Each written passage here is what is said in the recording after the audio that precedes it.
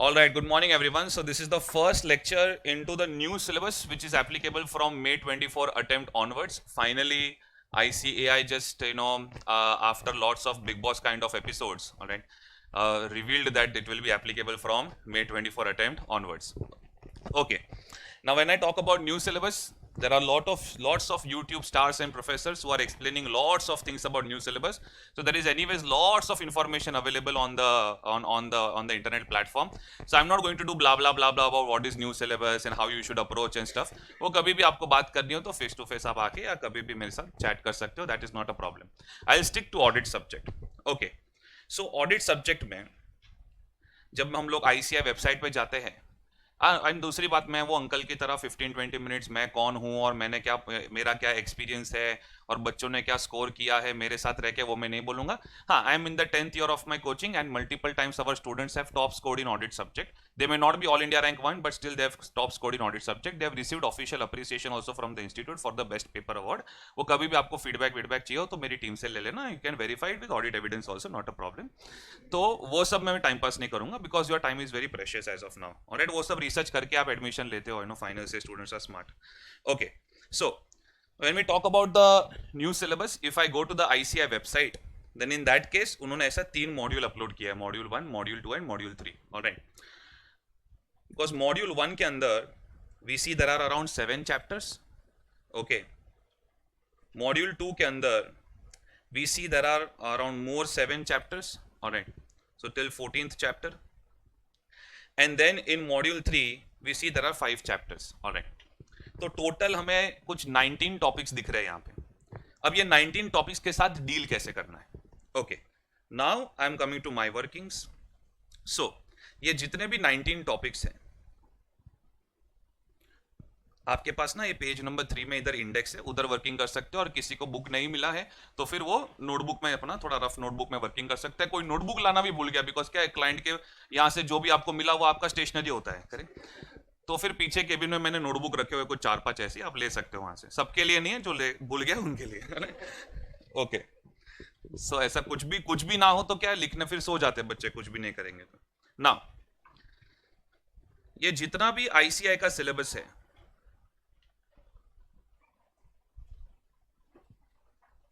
थोड़ा वर्किंग करो वरना फिर नींद आ जाता है. 19 chapters. It is divided into 2 parts.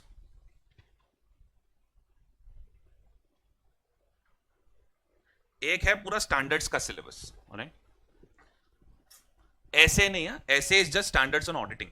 Right, मैंने ऐसे स्टैंडर्ड्स मींस अभी ऐसे ऐसे बोलना बंद कर दो, ऐसे ऐसे ऐसे बोलना बंद कर दो. क्या है बोलने का बाहुबली, भले को अपने को पता है वो प्रभास है, आदि पुरुष भी कर सकता है. So engagement and quality control standards. Inter CA तक ऐसे ऐसे बोलो, ठीक है. When you jump to final C, you say call them as engagement and quality control standards. And there is a logic behind that I'll come to all of that stuff later on. अब ये engagement and quality control standards में 11 chapters of the ICI module है.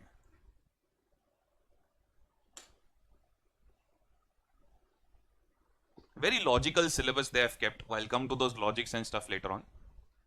Around 11 chapters of the ICI module is into engagement and quality control standards. आप जरा अगर यहाँ पे देखोगे तो मॉड्यूल 1 में देखो ऐसे थोड़ा थोड़ा इंटर से किया है, तो अभी आपको थोड़ा थोड़ा ऐसे टाइटल थोड़ा थोड़ा पता चलता है. ये quality control, general auditing principle से लेके 7 चैप्टर तक reporting. Alright, then if you look at module 2, alright, specialised areas, ये prospective financial information, other assurance services तक. चैप्टर 11 के बाद देखो चैप्टर 12 डिजिटल वाला, चैप्टर 13 ग्रुप ऑडिट वाला, फिर audit of banks, NBFC. Alright, so that is why I am telling you that 11 chapters are dependent upon engagement and quality control standards, which is more than 50% of the syllabus. All right, then so we are understanding their priority areas straight away. Then दूसरा, non standards में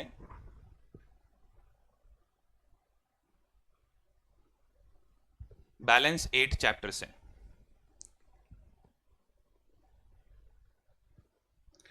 ये जो balance 8 chapters है वैसे इसको मैं कोई ऐसा स्टैंडर्ड ग्रुपिंग नहीं दे सकता है चैप्टर को, because every chapter is a different story. Alright, however let me show you one of the favourite areas.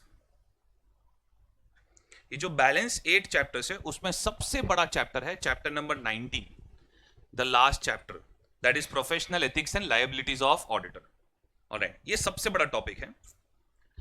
Professional ethics ऐसा साउंड करता है ऐसा बोरिंग रहेगा कुछ तो, ऑलराइट, बट ऐसा नहीं, it is the most interesting topic. It will exactly tell you that after clearing chartered accountancy where you can be held liable, all right, and what are various ways to lose your degree. तो आप चाहे job पे जा रहे हो या practice में जा रहे हो, all right, कहीं पे भी जा रहे हो, उसमें एक एक एक्ट को कवर किया उन्होंने, कहां पे गिल्टी हो सकते हो क्या नहीं. वहां वो चैप्टर के अंदर जाओगे तो आपके घर के दरवाजे पे नेम प्लेट क्या लगेगा, all right, वहां तक का भी इंस्ट्रक्शन है. If there are amendments in the next 5 years, I am expecting that they will tell us how to act in our bedroom also. So 8 chapters में we divide into 2 parts: professional ethics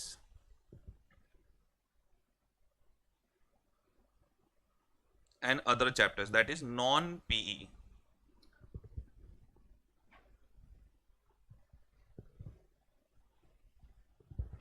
non-professional ethics वाले chapters, उसके अंदर हम लोग जाएंगे. Okay, now so that is why obviously my book also gets divided into 2 parts. All right, so you have received the first installment of the book. All right, so this is, ये जो book है part 1 ये है, just write down, मैं थोड़ी temporary marking use किया है. Part 1 of the book is this, I mean this is the first book that you have received, which covers 11 chapters of the ICA module and engagement and quality control standards. All right, and then this will be part 2, which we have almost finalized and we will send it to you. Now I'm just ensuring that not even a single line is left out. Okay, वो थोड़ा quality control check चल रहा है उसका, ठीक है. सो इस तरीके से आपको 2 बुक्स मिले. अब ये तो ना सिलेबस की बात हो गई. Now let us talk about your study material, I mean your paper approach and all of that. Alright, ताकि आपको पता चले लेक्चर में बैठना कैसे है. Alright, what are the things that you should focus upon. So obviously paper pattern कोई inter CA से ज्यादा डिफरेंट नहीं है. Alright, so when I talk about your paper pattern, so obviously 100 marks का paper, MCQ will be 30 marks and descriptive paper will be 70 marks. All right, वैसा paper pattern है, but yes ICI reserves the right to change a little bit on this paper pattern. So जैसे जैसे हम May 24 attempt के नजदीक आना शुरू करेंगे, all right, if at all they want to change it, I'll be the first one to update you. Do not worry about it. All right, अब ये जब हम MCQs की बात करते हैं, इंटर सीए से फाइनल सीए में MCQ का गेम पूरा चेंज हो जाता है. all right, because when we talk about MCQs, then in that case आपको 2 तरह के MCQs होते हैं. एक तो होता है केस स्टडी बेस्ड और दूसरा होता है individual MCQs. Okay, case study based में मजा क्या है? Right, it's there are case study based MCQs जो होते हैं इंटीग्रेटेड केस स्टडीज होते हैं. इंटर सीए में सिर्फ बोलने के लिए ऐसा इंटीग्रेटेड केस स्टडीज था, right, but actual integration you will see at final CA level. Right, for example, let us say you have a topic of audit of banks, NBFC and stuff. All right, now when you are attending a topic of audit of banks, yes please आ जाओ, when you are attending audit of banks, NBFC ये सब attend करते हो तो थोड़ा थोड़ा अगर market में आपने सुना हो बैंक्स, NBFC वगैरह में नॉन परफॉर्मिंग असेट ये सब होता है. All right, now they can question you on non performing asset, then they can connect it with standards that these are the adjustments that they have done, whether it is proper or not, and how you are going to cover it in your audit report. All right, so if you see, if you have just left one topic in option, that is audit of banks, NBFC, just only one topic, okay, then in that case it can damage your around 10 marks का case study based MCQs, जहां पे उन्होंने पूरा audit of banks के साथ connect किया होगा, audit of banks, NBFC ये सब के साथ कनेक्ट किया होगा, एंड वहां से लेके आपको स्टैंडर्ड्स तक खींच के लेके जाएंगे. That is the best game over here. Alright, and ये गेम को जीतने के लिए you can not rely only on mnemonics and code words and stuff. Alright, वो इंटर सीए में अराउंड 50% ऑफ पेपर वैसे सॉल्व हो जाता है. 50 क्या 70% ऑफ पेपर, थोड़ा बहुत पढ़ाई किया, थोड़ा बहुत कोडिंग किया, थोड़ा बहुत 2-2 पॉइंट लिख दिए, बात खत्म हो गया. मैं भी बच्चों को इंटर सीए में वैसा थोड़ा स्ट्रेटेजी दे देता हूं. In fact let me tell you, final CA का जो एग्जिस्टिंग सिलेबस है जो नवंबर 23 तक है, then in that case also उसमें भी अराउंड 60% ऑफ पेपर वैसे सॉल्व हो जाता है, frankly speaking. But when I opened the new module, all right, 85% of the syllabus existing syllabus का same है, वैसे बोलने के लिए topic wise, correct? 15% को changes हुए हैं. But when I went into the questions, their approach has changed, right? It is more application based question rather than just theory questions, mug up and write it. अब जो रट्टा मारने वाले बच्चे हैं उनके लिए बैड न्यूज है ये, right? पर जो बच्चे कंसेप्ट पे फोकस करते हैं और बोलते हैं कि भाई मैं ज्यादा मेमोराइज नहीं कर सकता, राइट, उनके लिए बहुत ही अच्छी न्यूज है ये. अच्छा, उन्होंने जब न्यू सिलेबस का वो ड्राफ्ट बनाया ना, right, which was approved finally and there meetings and stuff, तो उसमें ना हर एक, वो ड्राफ्ट है मेरे पास, उसमें ना हर एक चैप्टर का उन्होंने एक्सपेक्टेड लेवल ऑफ नॉलेज का वो कुछ तो उन्होंने मैट्रिक्स बना के दिया है.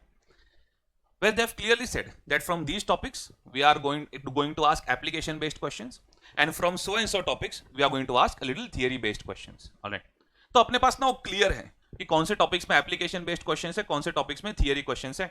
तो जहां पे थोड़ा रट्टा मारने वाला एटीट्यूड है वहां पे मैं आपको सामने से बोल दूंगा. बाकी 70% of the paper, around 70 marks, I am expecting application based. अब ये नया सिलेबस तो आ गया है,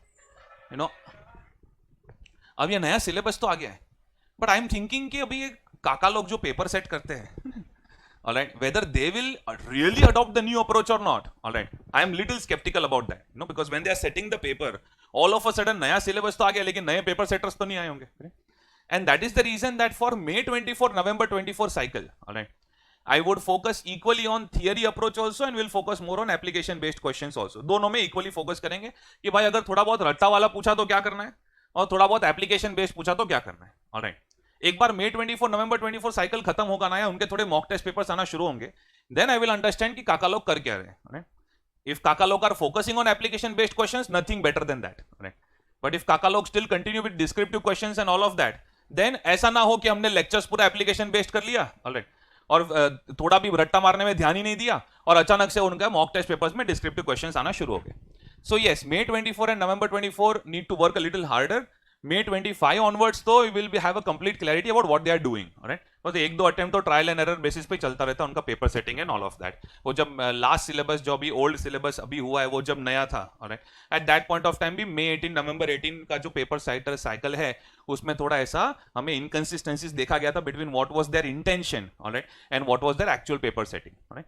सो ये सब मैं क्यों बता रहा हूँ, नॉर्मली ये सब ना अचानक से लास्ट लेक्चर में प्रोफेसर्स बताते हैं, बच्चे भी एकदम लास्ट लेक्चर में जागते हैं कि चलो अभी सिलेबस तो हो गया, now what should be our strategy. अरे ये पागल है क्या?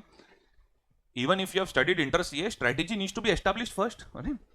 We can not first execute and then decide अब स्ट्रेटेजी क्या होना चाहिए. तो इसलिए जब आप हर एक लेक्चर अटेंड कर रहे हो, टेल मी, क्या हर एक कंसेप्ट में जहां पे मैं बोलूं कि इसमें से एप्लीकेशन बेस्ड एक्सपेक्टेड है, are you going to think on the application based cycle? Yes. Are you going to adopt that approach? Yes. Alright, लेकिन साथ साथ में थोड़ा थोड़ा ये भी देखेंगे कि डिस्क्रिप्टिव क्वेश्चंस आए तो उसमें क्या करना पड़ेगा. Alright, now when I talk about this material, तो देखो मैंने क्या किया है ना, वो फाइनल से है ना, professional scepticism attitude, alright, turns into Ekta Kapoor villain attitude.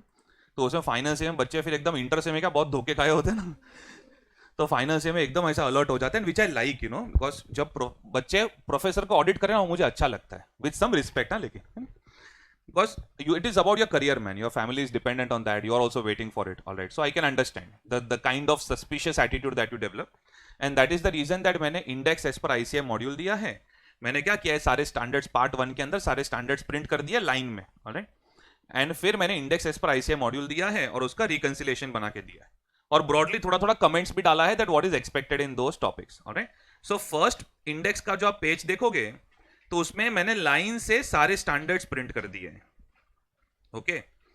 उसके बाद अगर आप आगे जाओगे on page number 4 you will see index as पर ICAI मॉड्यूल एंड उसके साथ का reconciliation, so that there is no issue at all. वो मुझे क्वेश्चंस ही नहीं चाहिए, sir are you covering ICAI module, वो of course we are covering it, Chetan Bhagat novel से तो नहीं लिखेगा. देन जब आप स्टैंडर्ड्स में थोड़ा बुक में आगे जाओगे then you will see the first थोड़ा बेसिक कंसेप्ट्स है, वो क्या इंटर से थोड़ा रिवाइज करवाना पड़ता है, डायरेक्ट ऐसे चालू किया ना स्टैंडर्ड से एक एक स्टैंडर्ड में तो फिर नेक्स्ट लेक्चर में कोई नहीं आएगा. तो ये सब थोड़ा रिवीजन करेंगे हम लोग. बीच बीच में आप देखोगे ब्लैंक पेजेस है, वो ब्लैंक पेजेस क्यों, एंटर दबा दिया था गलती से, ऐसा नहीं है.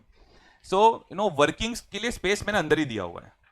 सो अगर किसी ने बुक खोले बगैर बुक को जज कर लिया कि बोलो 500 पेज का बुक कौन पढ़ेगा, बोलो इतना तेरे पास टाइम में पढ़ने का, ये जो आप अंदर अंदर डिस्कस करते हो, ऑलराइट, जो ब्रो गॉसिप चलता रहता है आपका, तो उसके पहले अंदर जरा ध्यान से देखो, अंदर अंदर मैंने ब्लैंक पेजेस दिए हुए हैं, ऑलराइट। सो ब्लैंक पेजेस अराउंड 60-70 पेजेस जितना खा जाता है पूरे मटेरियल में, ऑलराइट।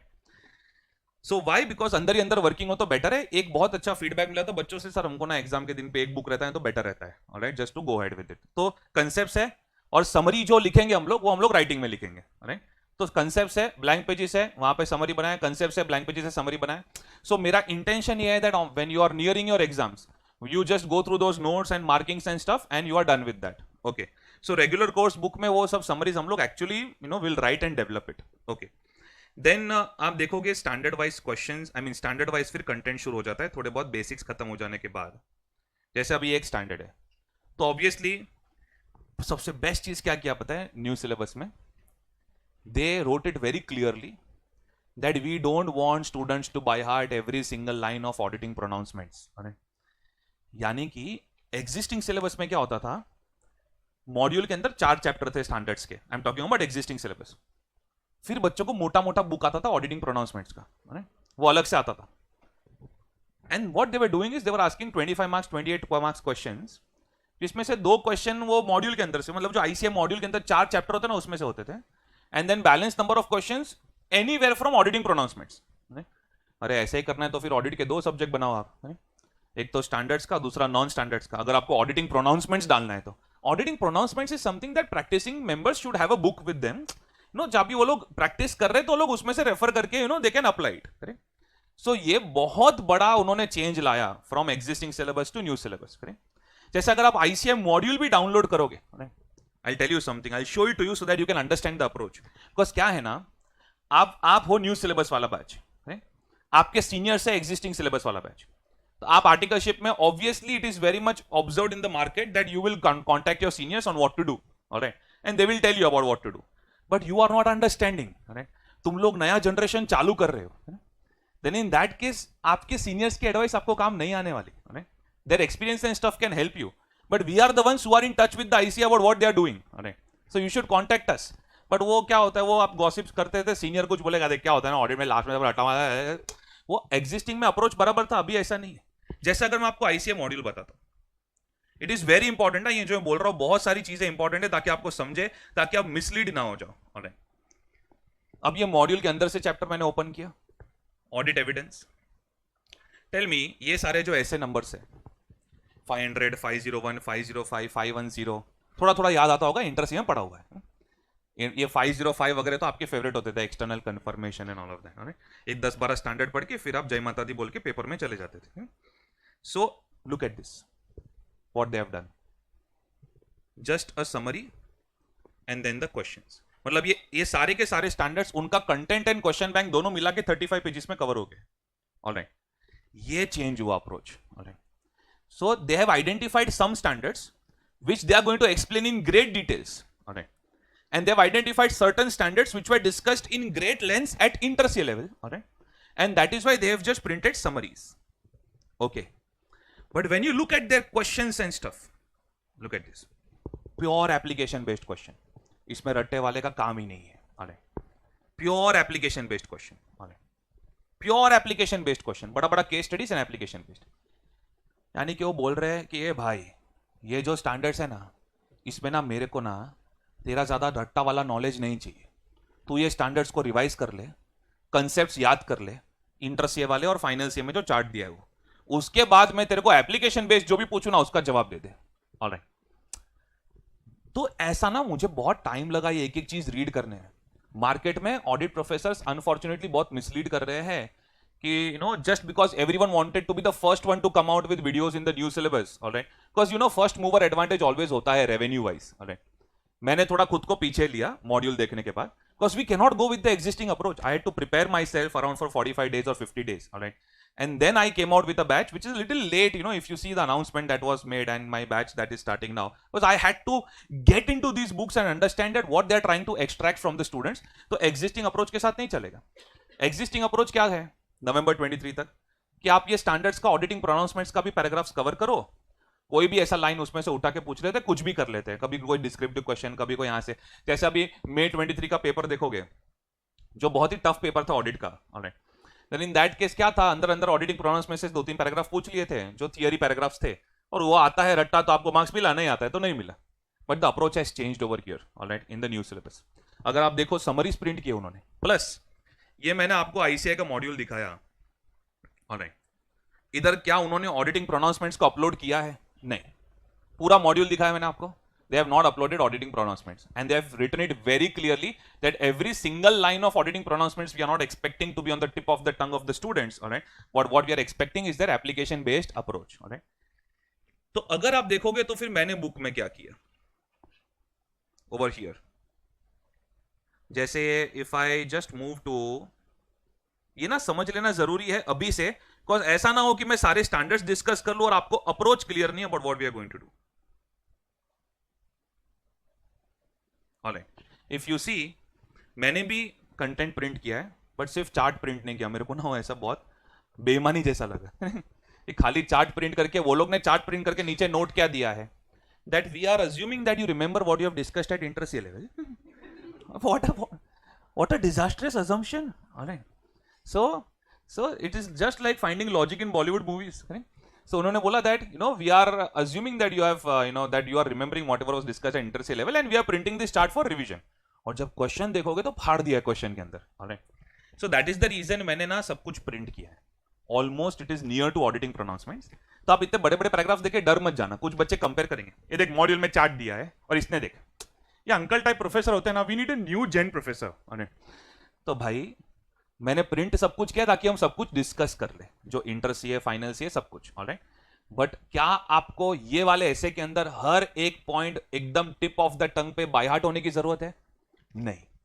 तो ऐसे कुछ कुछ एसेस में ऐसा अप्रोच है और कुछ कुछ एसेस में पूरा का पूरा थियरी प्रोनाउंसमेंट्स का उन्होंने प्रिंट कर दिया है. So every single standard will be a different strategy, and that is the reason that please ensure that you are not being misled by just some notes here and there on Telegram and some videos here and there, because new syllabus is a different ball game, all right, and every single standard will be a different strategy. जैसे ऐसे 505 में जब पढ़ा रहा हूं ना, तो बच्चे अगर हर एक पॉइंट रट्टा नहीं मार रहे हैं, I am not too much worried about it.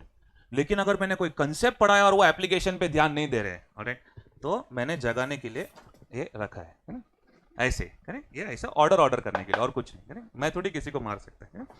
तो ऐसा 505 में अप्रोच है. लेकिन जैसे हम ऐसे 315 के अंदर जाते हैं, understanding the entity and it's environment, internal control, उधर उन्होंने पूरा थियरी छाप दिया एंड क्वेश्चन के अंदर भी थियरी भी पूछा, एप्लीकेशन बेस्ड भी पूछा है. So there I am interested in both the things, that बच्चे को एप्लीकेशन बेस्ड भी समझ में आना चाहिए और थियरी भी समझ में आना चाहिए, ऑलराइट. तो हर एक स्टैंडर्ड के अंदर एक अलग अप्रोच होगा. So please ensure that you are ready for that approach. I hope I have made myself very clear about what is expected from you in the new syllabus. Yes, all right. चलो, मेरे को ये 50 दिला दो audit में, 40 दिला दो audit में, करेगी एटीट्यूड से बैठना ही मत. ऐसा कुछ करो ना कि ऑडिट आपका मोस्ट स्कोरिंग सब्जेक्ट हो जाए, ऑलराइट. जो है भी, मैं आपको ऐसी मार्क्सिस दिखाऊंगा जहां पे 8 के 8 सब्जेक्ट जो एग्जिस्टिंग सिलेबस में, उसमें ऑडिट में हाईएस्ट स्कोर किया है बच्चों ने. May 23 का मेरा यूट्यूब में वीडियो देख लो, सिर्फ ऑडिट के बेसिस पे ग्रुप निकाला है. सो उनका total is around 203 and audit में 64-65 ऐसा करें. तो मेरे को ना ये सब मत बताना कि audit is a weak link और audit is a weak subject, वरना मैं 1000 मार्कशीट ठोक दूंगा आपके सामने, alright, with a proper conclusive evidence, not even a persuasive evidence, alright, that boss you can make this subject your strong point and this subject can help you to clear your papers, alright. तो एक optimistic attitude से बैठो यार, कि भाई हम लोग ये क्लियर करेंगे and nothing less than 70 we are going to score. 70 plus is very much possible, all right. So if you are awake, then are you promising me an optimistic attitude over here?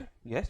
और हर एक concept में ना फाड़ डालो मेरे को कि sir इसमें ऐसा क्या होगा, इसमें ऐसा क्या होगा. तुम उनको प्रैक्टिकल लाइफ लेके आना है तो वो भी लेके आओ, I am open for it, alright.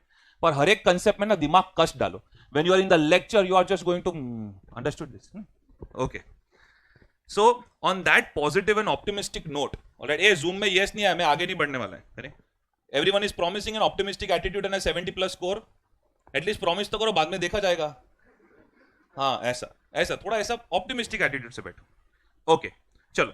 With that optimistic attitude, we will start with our discussion on standards. All right, चलो भाई. Everyone over here, ये सब तो मैं करवाऊंगा आपको. Okay. ये सब बेसिक्स में आपको करवाता हूं. जस्ट दैट क्या है ना, एक छोटा सा बैकग्राउंड प्रिंट किया है मैंने. वो बैकग्राउंड पहले थोड़ा समझ लेते हैं, थोड़ा थोड़ा मार्किंग से, उसके बाद नोट्स राइटिंग भी चालू होगा, don't worry about it, alright. So when we talk about standards, ये स्टैंडर्ड्स आया कहां से भाई? Auditing and assurance standard board कहां से आया? Auditing and assurance standard board. ये auditing and assurance standard board को किसने बनाया? The ICAI. पर द आईसीएआई को ऐसे कैसे आइडिया है auditing and assurance standard board बनाने का? बिकॉज इंडिया में we have the ICAI and the ICAI has set up auditing and assurance standard board. लेकिन global level पे we have International Federation of Accountants and वो International Federation of Accountants ने setup किया है International Auditing and Assurance Standard Board. ऐसा थोड़ा कर लो ना, मार्किंग कर लो, ऐसा थोड़ा थोड़ा करते जाओ. करें, मैं जो भी लिखूँ थोड़ा थोड़ा आपको लिखना है. मैं लिखूँ इंडिया इज माय कंट्री तो आप भी लिखने का इंडिया इज माय कंट्री.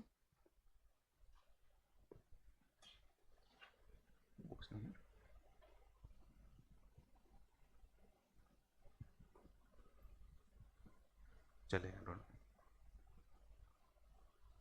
नींद तो आएगी नहीं आपको, सेकंड बेंच पे होता है. ओके, चलो. सो इंडिया में ICAI is created AASB auditing and assurance standard board. Full form नीचे लिखा है, don't worry. And global level पे we have IFAC international federation of accountants, have created IAASB international auditing and assurance standard board. Alright, तो ये background मैंने इधर print किया है. मैं ना आपको ना हर एक कंसेप्ट के बाजू में लिखा दूंगा कहां पे आपको रट्टा मारने की जरूरत है, कहां पे जरूरत नहीं है. ऑलराइट, तो मैं अगर बोलूं कि रीड वंस, दैट मींस ये आपके सिर्फ इंफॉर्मेशन के लिए, एक बार पढ़ लो, इसको रट्टा मारने की जरूरत नहीं है. Alright, so just write down that read once. चलो हम लोग पढ़ लेते हैं. लेकिन engagement and quality control standards have been issued to bring uniformity in various practices adopted by practicing members of the ICAI in various assignments. 1977 पे IFAC उन्होंने सबसे पहले बनाया IAPC international auditing practices committee. फिर वो स्क्रैप करके उन्होंने बनाया IAASB international auditing and assurance standard board. जितने भी मेजर कंट्रीज है वो इनके स्टैंडर्ड्स अडॉप्ट करके फिर अपने लोकल लेवल पे इशू करती है. इसलिए आप जब ऑडिट सब्जेक्ट यहाँ पे पढ़ोगे, ऑलराइट, देन ऑब्वियसली वो आपको, आप चाहे US CPA कर रहे हो या ACCA कर रहे हो, वो सब में सेम कंसेप्ट दिखेंगे. बिकॉज जो अपना SA 200 है वो इंटरनेशनल लेवल पे ISA 200. Alright, so if you're planning for some foreign courses, obviously the standards are the same and it is going to help you over there. Alright, तो बाकी आप US, UK, Canada वगैरह, India, ये सब जगह पे, Australia, सब जगह पे ये सेम ही स्टैंडर्ड्स यूज होते हैं. Alright, so you are basically learning a global topic from a desi faculty. Alright, so ये आपका थोड़ा बैकग्राउंड मैंने यहाँ पे प्रिंट किया, ज्यादा इसको बाय ऐड करने की जरूरत नहीं है. ये देखो, ICAI is a member of IFAC and is committed to work towards the implementation of guidelines. Slip of tongue, please. Guidelines issued by the IFAC. The ICAI set up auditing and assurance standard board for the purpose of developing and updating engagement and quality control standards. Alright. अब ऐसा क्यों बोला जाता है engagement and quality control standards? Alright. Because ये जितने भी standards हैं ना, वो आप उसको ऐसे ऐसे ऐसे standards and auditing ऐसा बोलते रहते हो, पर ऐसा नहीं है. Engagement and quality control standards are divided into 5 categories: SQC, SA, SRE, SAE and SRS. All right. So everyone over here, standards का classification कितनी categories में? SQC, SA, SRE, SAE and SRS. कर दो ना ऐसा. SQC, SA, SRE, SAE and SRS. लिखोगे नहीं ना तो वो आपको ऑब्वियसली नींद सेट होना ऑब्वियस है. ऑलराइट, बिकॉज मैं यहाँ पे अभी क्या वैसा कुछ ऐसा डांस शो चालू नहीं कर सकता. We have to focus on the concept because फाड़ू क्वेश्चन है मॉड्यूल में. So SQC, SA, SRE, SAE and SRS. Alright, अब ये हर एक कैटेगरी ना कुछ पर्पस है इसका. Alright, SQC standards on quality control. Alright, ये ना मम्मी डैडी की तरह है. बच्चे कितने भी हो एक जैसा ही गाइडेंस रहता है. ऑलराइट, जैसे सबको गाइडेंस कभी ना कभी कोई ना कोई स्टेज ऑफ लाइफ में मिला होगा. ऐसा कोई बिस्किट देगा तो खाने का नहीं है. ऑलराइट, SQC का काम ऐसा है. It is not related to a particular assignment. Alright, practicing CA चाहे कोई भी असाइनमेंट कर रहा हो, ऑलराइट, बेसिक क्वालिटी मेंटेन करना जरूरी है. Like documentation, like harassment of articles, I mean quality supervision वगैरह. ऑलराइट, तो direction, supervision, review, ethics maintain करो. ऑलराइट, ऐसी सब आर्ट ऑफ लिविंग तो नहीं बोल सकता, आर्ट ऑफ प्रैक्टिसिंग वाली सब बातें इसके अंदर है. ऑलराइट, सो जितने भी असाइनमेंट्स करो आप, there are some general quality control measures. Alright, तो मैंने क्या किया ना, थोड़ा थोड़ा लिख दिया है कि हर एक कैटेगरी किसके लिए. Look at this: establishment and maintenance of a system of quality control. बहुत डिटेल में कवर किया है इसको आईसीएआई ने, सो ऑब्वियसली इसका अलग से चैप्टर दिया है, सो ऑब्वियसली इसका बहुत अंदर अंदर जाके हमें डिस्कशन करना है। ओके, देन यू हैव, पर एसक्यूसी कैटेगरी के अंदर एक ही स्टैंडर्ड इशू है, एसक्यूसी 1। ऑलराइट, अभी इतने सालों से एक ही है और शायद एक ही रहेगा बिकॉज उसके अंदर सब कुछ कवर कर लिया है हमने। देन स्लॉट्स अलॉटेड, क्या कभी आपने ऐसा सुना है ऐसा ऐसे 200, ऐसा कैसा कैसा नंबर है रे 200? अपना एएस कितना मस्त था इंटरसे में, AS1 AS2 AS3, ऐसा नंबर नॉर्मल होना चाहिए ना, 3 डिजिट क्या है ऐसे 200? बिकॉज हर एक कैटेगरी को स्लॉट्स दिए उन्होंने। जैसे एसक्यूसी को स्लॉट दिया गया है 1 से लेके 99 तक, भले इशू एक ही हुआ एसक्यूसी 1, पर फ्यूचर में अगर उनको और कुछ स्टैंडर्ड्स इशू करने तो बना के रखे स्लॉट्स। ऑलराइट, वैसे we come to SA, standards on auditing. Alright, standards on auditing is only for one assignment and that is for audit of financial statements. Please understand one thing very very clearly. Alright, जैसे हम लोग कैसे कभी भी अगर accounts बनाना है तो accounting standards use करने हैं, करेक्ट? ऐसा सिंपल अपने दिमाग में आइडिया है। ऑडिट में ऐसा नहीं है। ऑडिट ऑफ फाइनेंशियल स्टेटमेंट्स जब आप कर रहे हो तभी जाके स्टैंडर्ड्स ऑडिटिंग का बात आता है। फॉर एग्जांपल, अगर आप इंटरनल ऑडिट करते हो तो उसके तो अलग ही स्टैंडर्ड्स है, standards on internal auditing, Siya. कौन बनाता है वो? Internal audit standard board. Alright, फिर अगर आप कॉन्करेंट ऑडिट कर रहे हो, कॉन्करेंट ऑडिट किसी ने सुना होगा, किसी ने नहीं सुना होगा, जो आर्टिकलशिप में हरेस हो रहे हैं उनको पता होगा कि फॉर्म ने बोल के लिया था बड़ा एक्सपोजर मिलेगा, जाके रोज टिक्की मार रहे हैं तो। और इंटरनल ऑडिट का तो बिग 4 का मजा आता है, क्या रिस्क मैनेजमेंट, क्या क्या क्या बड़ा बड़ा नाम देके रखा है। अंदर गए तो क्या करना है, ये कौन सा रिस्क मैनेजमेंट? ऑलराइट, सो वैसे concurrent audit banking industry, insurance industry, mutual fund industry यहाँ पे बहुत फेमस है, जहां पे हर एक ट्रांजैक्शन का कंटिन्यूस बेसिस पे ऑडिट होता है। अब कॉन्करेंट ऑडिट का इंस्टीट्यूट का अलग से गाइडलाइंस है, प्लस हर एक रेगुलेटर जो अपना गाइडलाइंस देता है। So never tell me for accounts accounting standards, for audit auditing standards. If you say this I will disown you. So for then I have not taught you boss, correct? For audit there are various types of standards. Standards on auditing are only and only for audit of financial statements. Alright, वो भी normally आपको दिखेगा audit of historical financial information यहां पे। Sir ऐसा क्यों historical financial information ऐसा लिखा है? historical, अच्छा, जिनको थोड़ा वो अभी शार्क टाइम वाक टाइम देखे थोड़ा बहुत बच्चों को आइडिया आ गया है, alright, कि भाई एक होता है फाइनेंशियल स्टेटमेंट्स जो हिस्टोरिकल है, जो आप बनाते हो कंपनी फाइनल अकाउंट्स। दूसरा होता है प्रोस्पेक्टिव फाइनेंशियल स्टेटमेंट्स। ऑलराइट, जब कंपनी को लिस्टिंग विस्टिंग के लिए इशू करना है तो वो लोग क्या करते हैं, नेक्स्ट फ्यू इयर्स में हम लोग क्या अर्न करेंगे उसका एक प्रोजेक्शन दिखाते हैं, तो होता है प्रोजेक्टेड फाइनेंशियल स्टेटमेंट्स। सोचो अगर मैं यहां पे एमसीक्यू डाल दूं तो स्टैंडर्ड्स ऑन ऑडिटिंग, ये लिखना मत, that's okay.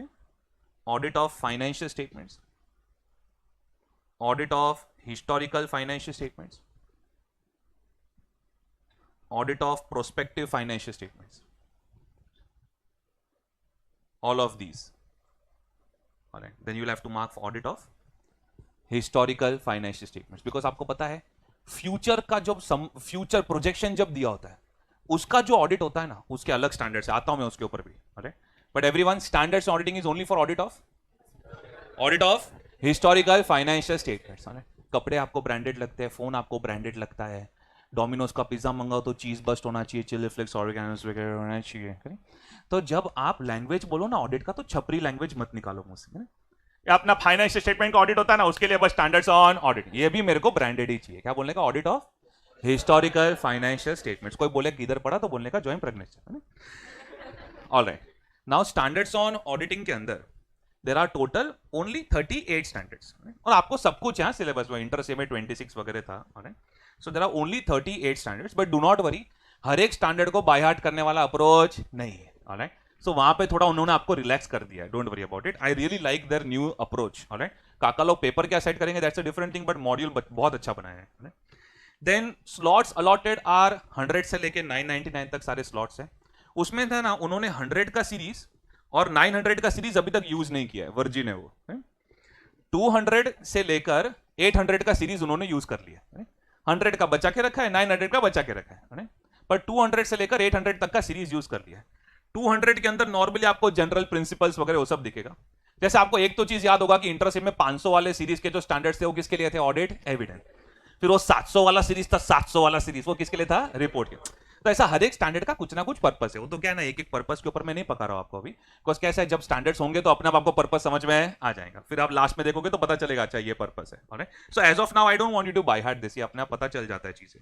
Okay, now next is standards on review engagement. Everyone over here, कभी कभी ना अंदर सब पॉइंट्स में जाते तो भूल जाते पढ़ क्या रहे थे। अरे engagement and quality control standards का ब्रेकअप पढ़ रहे हैं। सो एसक्यूसी, एसए और नेक्स्ट क्या है, एसआरए। चलो लिस्टेड एंटिटीज का स्टैट्यूटरी ऑडिट में कौन कौन है, एवरीवन ओवर हियर। अरे मैं कुछ पूछेगा नहीं बाबा, थोड़ा बहुत ही बात करेगा। Alright, okay, so we have few people over here. Alright, अब आप क्वार्टरली क्वार्टरली जब विजिट करने जाते हो तो उसे आप क्या कहते हो, ऑडिट के लिए जा रहे कि एलआर? एलआर। ऑलराइट, वो एलआर में एल और आर क्या है, लिमिटेड रिव्यू। ऑलराइट, ऐसा क्यों बोलते हैं हम, Why do we say LR? अच्छा, आपके ऊपर सबसे ज्यादा प्रेशर कब होता है, first quarter second quarter visit में कि when you are 4 quarters down? Obviously the highest pressure is when we are 4 quarters down, that is the finalization work. Alright, first quarter में तो मजा आता है, मूड सेट होता है। Alright, I am just talking about your visits. Okay, so standards on review engagement, ये review assignments क्या होता है? मैंने ये प्रैक्टिकल बातें क्यों पूछी इनसे, ताकि आपको डिफरेंस पता चले। Review is a very moderate level of examination.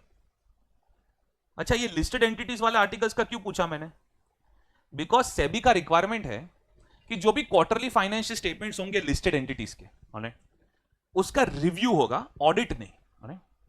Audit is a very high level of assurance. Interest में सबने पढ़ा है, एब्सोल्यूट अश्योरेंस तो पॉसिबल ही नहीं, we can not give an absolute assurance, but audit is a reasonable assurance, a very high level of assurance, whereas review is a very moderate level of examination, moderate level of examination and limited assurance। ये English कभी भूलने का नहीं,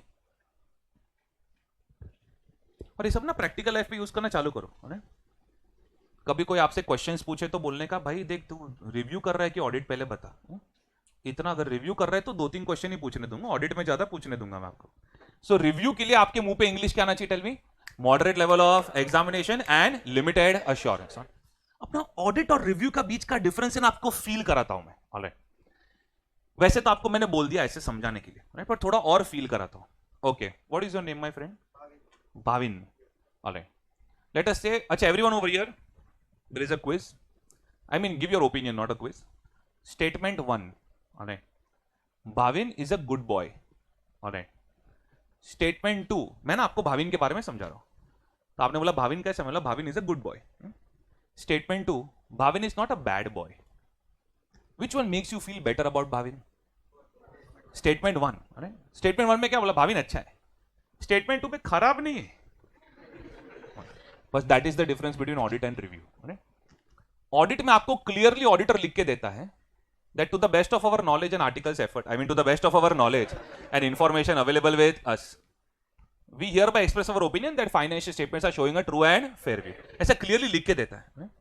Whereas review में क्या English देखने मिलेगा आपको, with the limited examination that we have conducted, nothing has come to our knowledge which makes us believe that financial statements are materially misstated।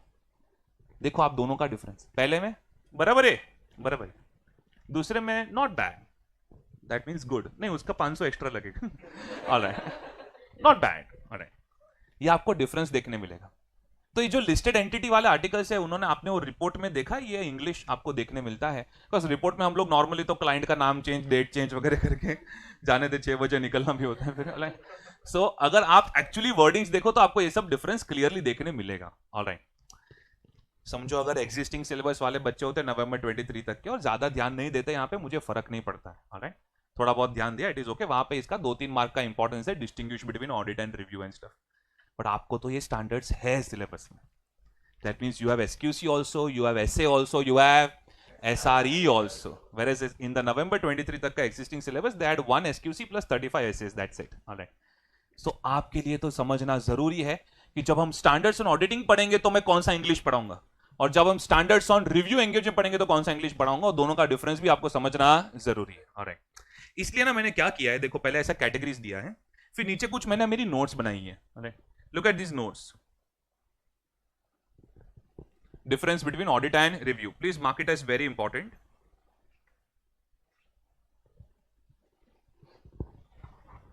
difference between audit and review, module question भी है ये। अच्छा वो सब मैंने material में cover क्या क्या किया, वो सब क्वेश्चन बैंक वगैरह ज्यादा एडवर्टाइज किया नहीं है मैंने। आपके 2004 से लेके अभी तक के क्वेश्चंस मैंने कवर किए हैं in the new syllabus style. Alright, module questions तो है ही है, बस old course, grand old course के फोर फादर्स करें तो वो सब में भी जो क्वेश्चंस रेलेवेंट थे वो सब भी ले लिया, don't worry about it. So difference between audit and review.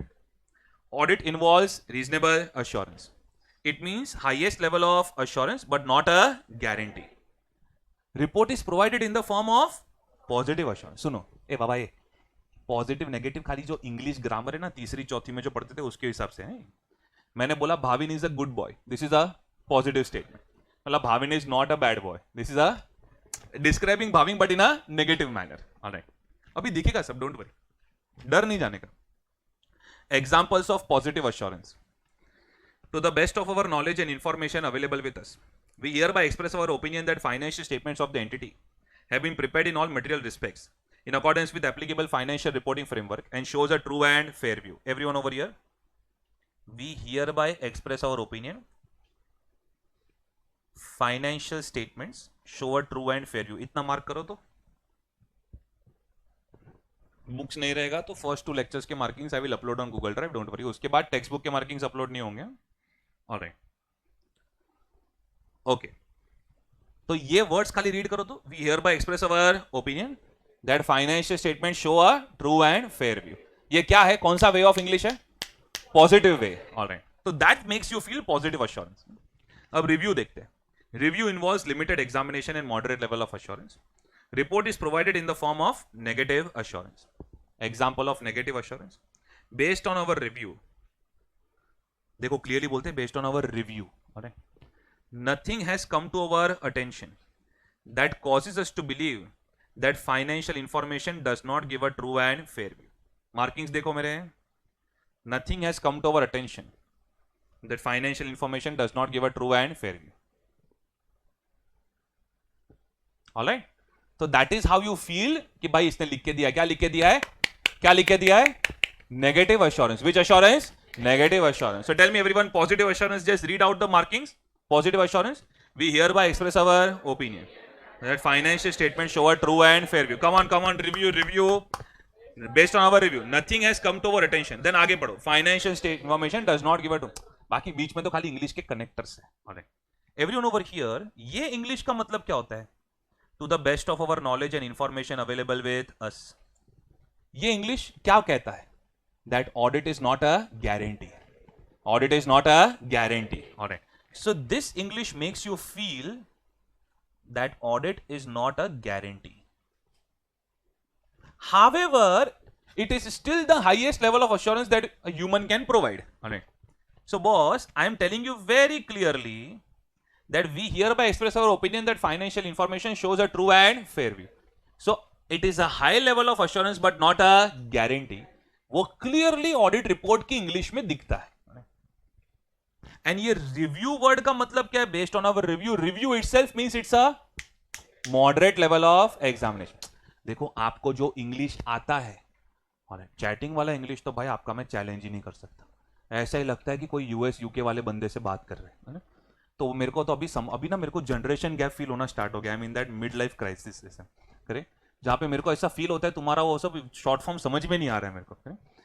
तो चैटिंग वाले इंग्लिश पे डाउट ही नहीं। तो कभी मैं आपको इंग्लिश पे डांटू तो उसमें कॉन्फिडेंस पे आप नीचे मत चले जाना। Alright, it will be for your betterment. मुझे ऑडिट वाला इंग्लिश में डाउट है। ऑलराइट, जैसे अपने को ये नहीं लगना चाहिए that qualified opinion is an opinion issued by qualified person. Alright, ऐसा करे। ओके, तो मैंने क्या इतने साल से वो इंग्लिश किया तो मेरा वो वाला बेटर है आपसे, बाकी चैटिंग वाला तो आपका बढ़िया है। So difference between audit and review. इतना वर्ड्स तो क्लियर होना चाहिए। रिव्यू में क्या बोलने का? It is a normal exam, it is a moderate level of examination which provides which assurance? Limited assurance. Limited assurance is another way of saying limited assurance is a negative assurance. Whereas audit is a reasonable examination, highest level of assurance, but not an absolute assurance. That is also called as a positive assurance. तो limited assurance बोलो या negative assurance, तो आपके दिमाग पे कौन सा assignment आना चाहिए? Review. Reasonable assurance, positive assurance, ये सब बोलो तो कौन सा असाइनमेंट आना चाहिए? Audit. Alright, okay, very good. Everyone go back. तो ये एसआरई कैटेगरी के अंदर आपको 2 स्टैंडर्ड्स दिखेंगे, ज्यादा स्टैंडर्ड्स नहीं, डोंट वरी, पर वो डिफरेंस समझना बहुत इंपॉर्टेंट होता है। देन इसका तो टाइटल पढ़ दो, स्टैंडर्ड्स ऑन अश्योरेंस। नहीं, शॉर्ट फॉर्म पढ़ो, मजा आएगा। देखो बस ऐसे ही बस इसका कैटेगरी ऐसा है। इसमें ना मैं आपको ज्यादा से ज्यादा क्या लिख के दे सकता हूं पता है? इसमें कुछ 3 स्टैंडर्ड्स हैं, तीनों अलग अलग एक्टिविटी के साथ डील करते हैं। बस मैं आपको इसमें सिर्फ एक ही इंग्लिश लिख के दे सकता हूं, that it is providing assurance on other than historical financial information. 3 standards है, तीनों अलग अलग दिशा में जाता है। एक चाइना जाता है, एक यूएस जाता है, ऑस्ट्रेलिया जाता है, ऑलराइट, पर इंडिया नहीं जाता। मतलब it is not about historical financial information, it is not about historical financial. Tell me everyone, historical financial information का ऑडिट कहां पे है? Standards on auditing. Historical financial information का रिव्यू कहां पे है? Standards on review engagement, alright, वो भी हिस्टोरिकल फाइनेंशियल इंफॉर्मेशन को लेकर। इसमें 3 स्टैंडर्ड है, तीनों अलग अलग कैटेगरी के, तीनों अलग अलग चीजों के साथ डील करता है। तो तीनों की तीन अभी समझाने नहीं बैठूंगा, बहुत ज्यादा लोड हो जाएगा। लेकिन एक बता देता हूं, फॉर एग्जाम्पल SAE 3400, ये नंबर है उसका, it deals with projected financial statements, यानी projection, prospective, future financial statements का चाहे आपको ऑडिट मिले या जो भी असाइनमेंट मिले एग्जामिनेशन का, ऑलराइट, वो कहां पे आता है? SAE। So tell me everyone, MCQ, audit of financial statements, historical financial statements, which category? Standards on auditing, SA, review of historical financial information, and any examination of projected financial statements will come under standards on assurance engagement. अभी समझ में आ रहा है? Yes, yes, all right. बाकी अंदर अंदर जाएंगे तो और भी समझेगा, don't worry. Then we have the last category, that is SRS, standards on related services. SRS, standards on related services. Okay, now everyone over here. Yes, yellow t-shirt, what is your name? Mihir. Mihir, late us say that I am your client, alright, आप practising CEO. मैंने आपको बोला मिहिर, ये कौन से students ने किधर admission लिया है, क्या है ना, अभी इतना डेटा हो गया ना, मैं थोड़ा ना ऐसा, मेरे को प्रॉब्लम हो रहा है, प्रेशर आ रहा है। तो आपने बोला कि लाओ सर, मैं आपको पूरा सॉर्ट करके दे देता हूँ कि कौन सा डेटा कहाँ पे है, कितने बच्चे कहाँ पे एडमिशन लिया है वगैरह, ये सब, ऑलराइट। ऐसा सन्ड्री असाइनमेंट्स इसके अंदर है। Tell me, इसमें Mihir, is he acting as an assistant accountant or he's acting as an examiner?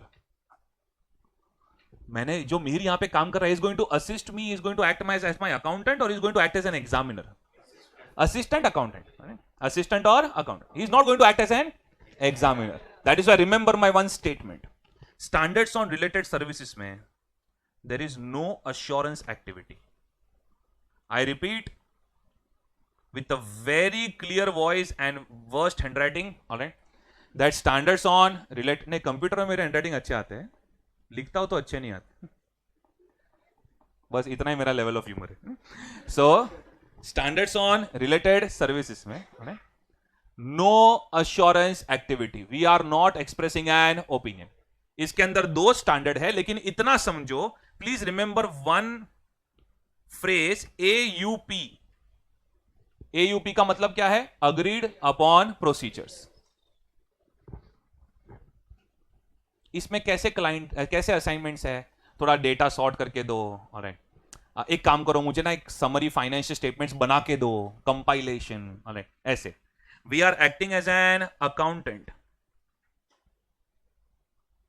And not as an examiner. We are acting as an accountant and not as an examiner. अरे pencil से लिखते हो, बढ़िया बढ़िया लिख। नहीं, actually I have an elder sister, वो science background, तो वो पेंसिल से लिखती थी सब, तो मेरे को बहुत गुस्सा आता था ना, उसके सारे जर्नल्स में इरेज कर देता। तो एक दिन वो गई सबमिशन के लिए, रात को बनाया, एक दिन वो गई और सुबह ऐसा खोला तो जर्नल ब्लैंक, उसको फेल कर दिया एग्जाम में। ऑलराइट, तो ऐसा अभी प्रोफेसर बन के ऐसा डिसिप्लिन हो गया मैं, पहले बहुत मस्ती करता। तो आपका ऐसा कोई छोटा भाई बहन ऐसे नहीं है तो लिखो, कोई प्रॉब्लम नहीं। All right. So in SRS category, we are acting as an accountant and not as an examiner. Remember that. So everyone over here, MCQ. ये जवाब नहीं दे रहा मेरे को, ये Zoom वाले जवाब नहीं दे रहे हैं। Alright. Tell me, MCQ category का question, reasonable assurance, which category? SA. Alright. अभी शॉर्ट फॉर्म बोलो चलेगा, बहुत ज्यादा सिंसियर हो। ओके, पर कैसा ऐसा मेंटेन करने का एटीट्यूड जो लास्ट लेक्चर तक मेंटेन कर पाओगे। Alright. पहले लेक्चर में आए जोश से, और फिर गए ऐसा ना बोलो, मेरे को पता है कोई अभी इसके बाद स्टैंडर्ड्स ऑडिटिंग बोलने नहीं वाला है, अभी से मेरे को आदत गिरा दो ना। So tell me, reasonable assurance activity SA, limited assurance SRE, no assurance SRS. Alright. तो बच्चे बोलेंगे सर ये तो समझ में आ गया, तो ये क्या कर रहा है? ये बस ऐसे ही इसके ना 3 स्टैंडर्ड है, तीनों में अलग अलग चीजें हैं. तो आपको एमसीक्यू में ऐसे ही कैटेगरी के ऊपर ऐसा नहीं पूछ सकते. So everyone come on. Reasonable assurance SA, limited assurance no assurance SRS. Alright. Okay. And quality control SQC. वो तो पूछने लायक ही नहीं है एमसीक्यू, करे को बच्चे फाड़ देंगे उसमें. So that is SQC. Zoom में everyone please give me confirmation. Yes type करो चैट बॉक्स में. Are you done with this? चलो अभी इतना भाव नहीं देना हो ना तुम लोग, मेरे जमाई से भी ज्यादा भाव खा रहे हैं. Okay. Standards on related services, यहां तक हो गए. बाकी नंबर सब समझ में आ जाएंगे, डोंट वरी. पहला स्टैंडर्ड है SQC1 और आखिरी स्टैंडर्ड है SRS 4410. सिर्फ 4699 है, वो वहां तक स्लॉट्स दिए हैं. So first standard is SQC1 and last standard is SRS 4410. बीच में हम लोग डांडिया करते रहेंगे, don't worry about it. Okay. So ये सब ना मैंने थोड़ा लिख के भी दिया है. SRS category no assurance will not involve any assurance activity and hence no opinion is expressed under such standards. All right. Okay.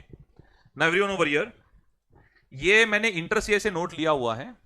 बहुत जरूरी है, मतलब ये चीज क्लियर होना, बिकॉज आगे जाके मुझे इसके रेफरेंसेस काम आएंगे.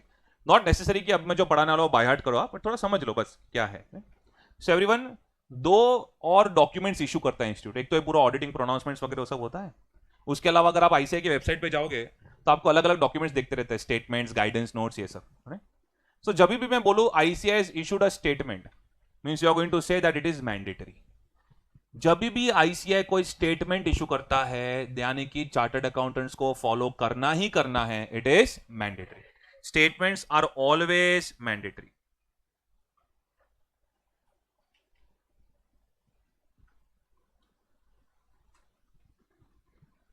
एकदम बाय हार्ट वाला आएगा तभी मैं बताऊंगा आपको, डोंट वरी अबाउट इट. ये सब मेरे को ज्यादा एकदम पूरा बाय हार्ट नहीं चाहिए. Statements are always mandatory. अब ICAI स्टेटमेंट्स किस पे इशू करेगा? How to play garba in Falguni? नहीं ना, या तो अकाउंट्स पे इशू करेगा या तो ऑडिट पे. करेक्ट. सीधा देखो, statements on accounting matters, statements on auditing matters. Statements on accounting matters, statements on auditing matters. Alright. Okay. Now everyone over here, let us say ICAI has issued a statement on accounting matter. मैं आपका client हूं, आप ना auditor हो, और मैंने वो statement follow नहीं किया. देन इन दैट केस आप क्या करोगे? मेरे को ना एग्जैक्ट इंग्लिश नहीं चाहिए ऑडिट का, बट सब लोग बेसिक तो बता सकते हैं कि कहीं ना कहीं ऑडिट रिपोर्ट में इसके बारे में लिखना पड़ेगा. कौन सा ओपिनियन, क्या लिखेंगे, कैसे लिखेंगे, वो सब साइड पे जाने दो. मैं वहां तक अभी आया नहीं. But if I am not following a statement and if I give you a valid reason for that, are you going to excuse me over there? No. Tell me, you will still write it in your audit report, yes or no, sir? Yes, sir. Because statements are always mandatory. All right. बस तो ये English है, देखो तो statements on accounting matters. आपका role क्या है as an auditor? Alright, एकदम ऐसे कैरेक्टर में बैठने का इसमें मेरे लेक्चर में ऑडिटर के इसमें, to examine whether statements relating to accounting matters are complied और नॉट. कभी कभी ना छोटा छोटा इंग्लिश में भी बहुत तकलीफ हो जाता है. बच्चे लिख देते हैं auditor should ensure that statement, auditor should comply with the statements. अरे बेवड़े है, रिस्पेक्टेड बेवड़े. एक मैंने लाइव लेक्चर यूट्यूब पे अपलोड कर दिया था, तो बोला your explanation is very good but you should not address students as बेवड़े, दिस इज रॉन्ग. मैंने बोला I am very sorry, I henceforth I will say respected बेवड़े. Alright. So everyone over here, tell me, auditor will comply with the statements or will examine whether management has complied with the statements or not? ये अभी समझ में आता है, पर ऐसा लिखते वक्त थोड़ा एब्सेंट इंग्लिश हो जाता है. To examine whether statements relating to accounting matters are complied or not. All right. In the event of any deviation from such statement, that means if statements are not followed, it is their duty to make adequate disclosures in their audit report. अब वो क्या disclosure and stuff, audit report का lecture तो मैं next level आपको लेके जाऊंगा. रिलायंस का रिपोर्ट भी समझ में आ जाएगा, don't worry. Alright. Now, auditing matters, statements on auditing matters, statements on auditing matter. Tell me who should follow such statements? Auditor. पर कभी कभी क्या होता है, ये पैंडेमिक जैसा सिचुएशन है, and I am very sorry, मुझे पैंडेमिक के एग्जांपल्स लेने पसंद नहीं है, because everyone has suffered some और the other loss over there. But क्या है ना, आईसीआई एकदम एक्साइटेड है पैंडेमिक को लेकर, उनको लग रहा है नेक्स्ट टाइम नहीं आया तो क्वेश्चन बैंक चला जाएगा अपना, करें। तो जैसे ही ऐसा पैंडेमिक आया ना, उन्होंने नवंबर 20 अटेम्प्ट से क्वेश्चन पूछना चालू कर दिया उसके ऊपर। They should understand that it may trigger someone's mental balance. Alright, at least 2-3 साल तक तो क्वेश्चन नहीं पूछने चाहिए थे, but they are very excited. Alright, so let us satisfy their excitement. So everyone tell me, pandemic के वक्त कहना से ऐसा हो सकता है कि काफी सारे स्टेटमेंट्स या स्टैंडर्ड्स हम फॉलो ना कर पाए। जैसे बेसिक अगर एग्जांपल है तो फिजिकल वेरिफिकेशन ऑफ इन्वेंट्री नहीं हो पा रहा था, तो काफी लोगों ने नहीं किया या तो वर्चुअली किया। अब जो जो लोकेशंस पे वर्चुअली हो पा रहा था वो किया। अब नहीं हो पा रहा बिकॉज गोडाउन्स वगैरह बहुत रिमोट लोकेशन पे होते हैं, तो शायद वहां पे इंफ्रास्ट्रक्चर ना तो नहीं हो पाया। But tell me, instead of an SA 501 says कि आपको फिजिकल वेरिफिकेशन करना चाहिए, instead of physical verification, if I do a virtual verification due to unavoidable reasons, now choose the correct English. Is it a non-compliance or is it just a departure? What do you understand by the word departure? I did something different, but I have achieved the ultimate objective. Right? When I say I have departed, does not mean that I have not complied. I did something different due to unavoidable reasons, alright? But I have achieved the ultimate objective. Alright? अब read करो तो जरा. As an auditor, I need to ensure that statements are followed in the audit of financial information covered by their audit report. If for any reason a member has not been able to perform an audit in accordance with such statements, his report should draw attention to the material departures. What do you understand by material departures? Performing alternate procedure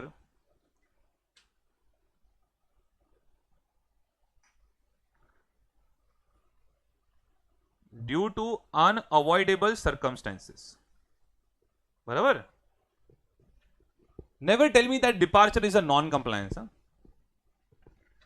Performing alternate procedure due to unavoidable circumstances. I will repeat. किसी को handwriting issues face to face या किधर हुआ, मेरे को बोल देना sir, इसको जरा repeat करो। है? पर क्या ना, मैं खाली अगर PPT चलाएगा ना इधर और कुछ लिखेगा नहीं ना, तो तुमको पूरा खत्म ही हो जाएगा लेक्चर, एकदम वैसा बोर हो जाएगा। If I write, then you will get the confidence कि भाई ये कर रहा है तो हम भी कर लेंगे इसे। Performing alternate procedure due to unavoidable circumstances. Okay. अब एक चीज आपने क्या सीखी आज कि if there is a material departure, which departure? One more time, which departure? Am I using the word departure or material departure? All right. Departure तो छोटे छोटे होते रहते काफी बार। एक डेटर का जवाब नहीं आया, अच्छा वो डेटर का जवाब नहीं आता है, कभी कभी ईमेल कंफर्मेशन वगैरह लेते हैं ना, तो कहने से फिर दूसरे डेटर से कंफर्मेशन ले लेते हैं, यस और नो सर। क्या यस? ये किसने यस बोला? ये 6 बजे निकलने वाले लोग हैं। ऑलराइट, ये डेटर का जवाब नहीं आया, दूसरा डेटर का सैंपल चेंज कर देंगे, अपने को ही तो पता है। ऑलराइट, मैनेजर भी अपने साथ ही, डोंट वरी। ये जो यस बोला ना, ये आज आप रुको, आपका नाम मैं नोट करता हूं, 10 साल के बाद सारा स्कैम में आपका ही नाम होगा। करें? ऑलराइट, अगर डेटर से जवाब नहीं आता है तो हम दूसरे डेटर से जवाब ले लेंगे। कहना है से वो लेजर वेजर वेरीफाई करके थोड़ा अल्टरनेट प्रोसीजर परफॉर्म करेंगे, यस और no sir. we will try to confirm the balance of that data but with some other means, right? Correct. In that case, ये भी तो एक departure हुआ, because SA 505 says that you should go for external confirmation.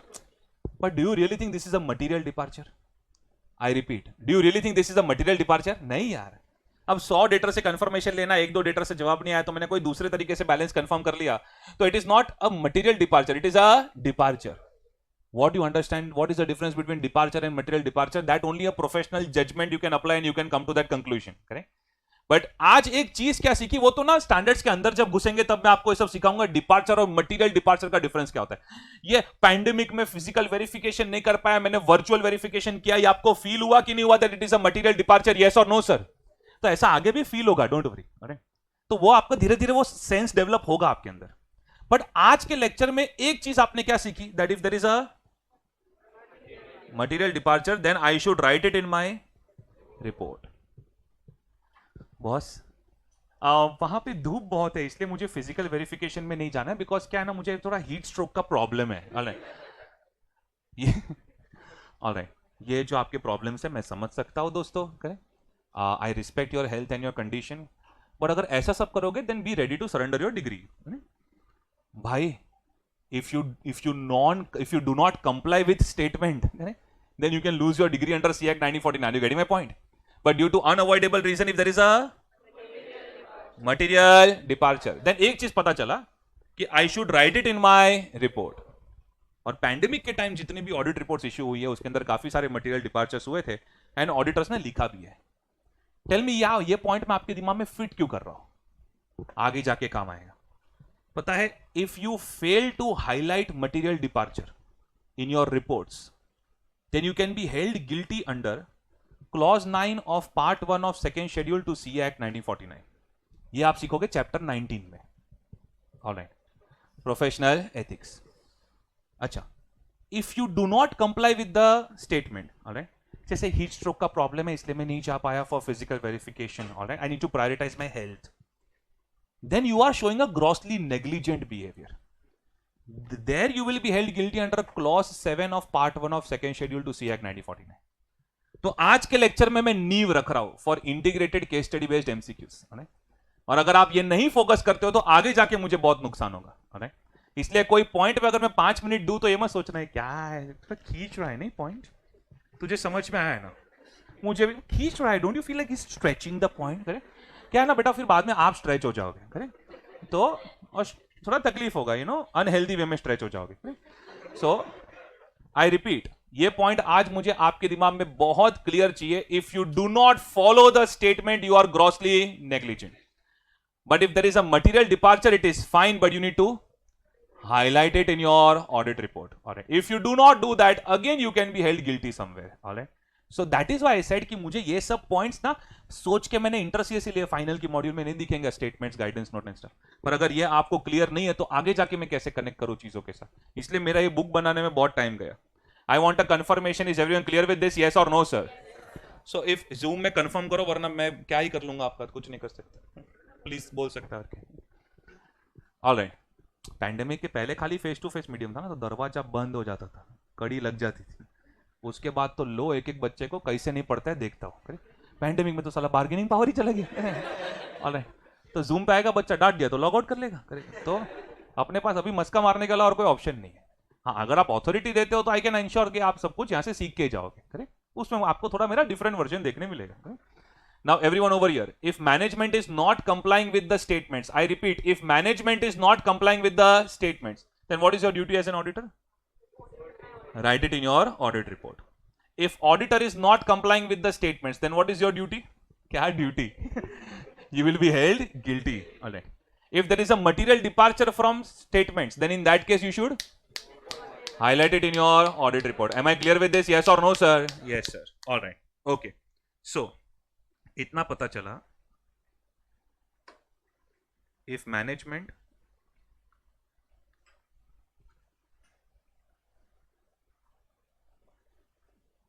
does not comply with the statement, then we will have to write it somewhere in our audit report.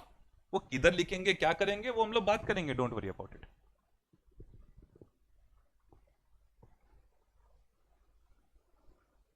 If auditor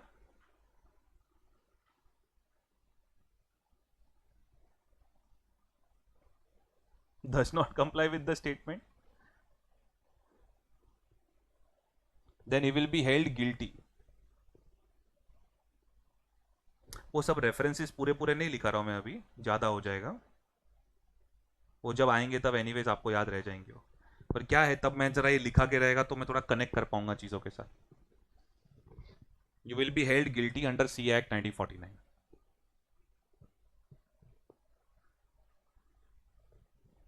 All right, and one thing is very clear,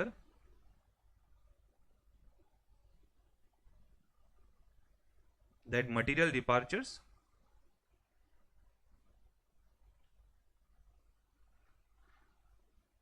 should be highlighted in audit report. Material departures should be highlighted in audit report.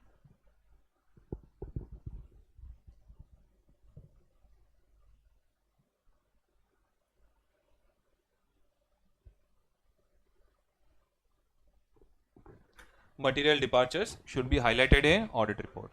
या सो तीन मैंने major चीजें लिखाई statement को लेकर। If management does not comply with the statement, audit report में लिखना है। If auditor does not comply with the statement, गया तेरा degree, held guilty under C act 1949। Alright, and if there are material departures, what is the meaning of the word departure? Performing alternate procedures due to unavoidable circumstances. If there are material departures, you are going to highlight it in the audit report. I want a final confirmation. Is everyone through with this? Yes, yes. All right. Okay. Now everyone, guidance note.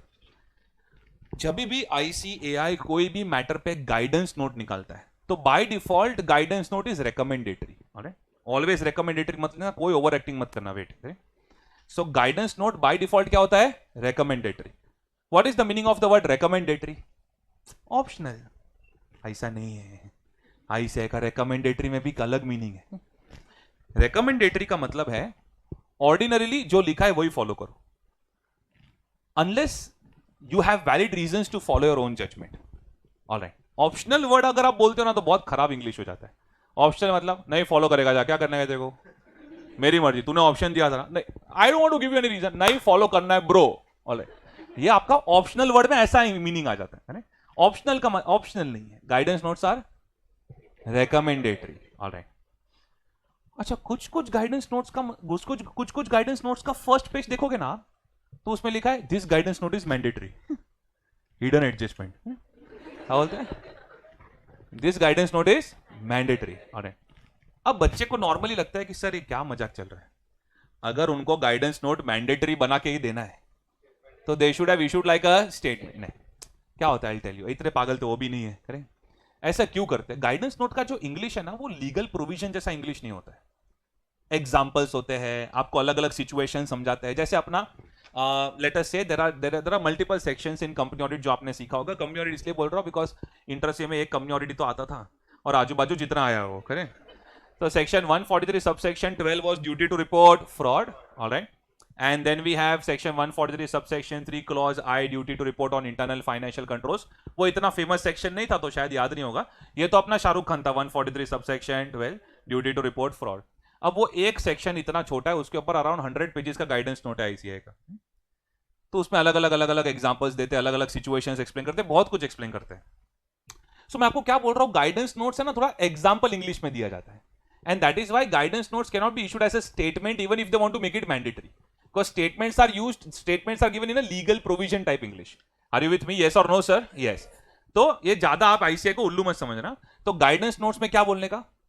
Always recommendatory unless otherwise specified by the ICAI. Alright? अगर first page पे लिखा है that this guidance note is mandatory, then you will have to mandatorily follow it. Alright? तो मेरा English क्या आना चाहिए guidance note के अंदर?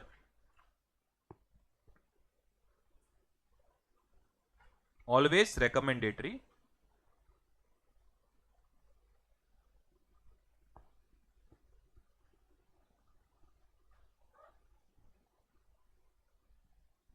unless otherwise specified. मतलब फर्स्ट पेज पे अगर उन्होंने लिख के दिया है मैंडेटरी तो ठीक है, otherwise we are going to assume that it is recommendatory. Alright. और रिकमेंडेटरी का भी मतलब क्या होता है? What is the meaning of the word recommendatory?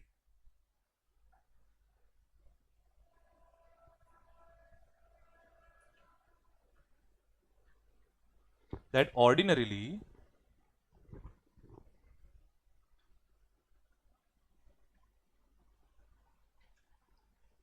we should follow the guidance note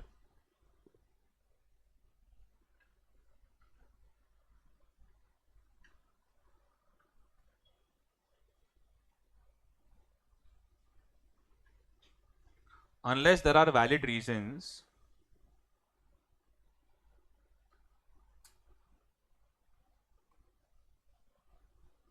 to follow our own judgment. Ordinarily we should follow the guidance note unless there are valid reasons to follow our own judgment.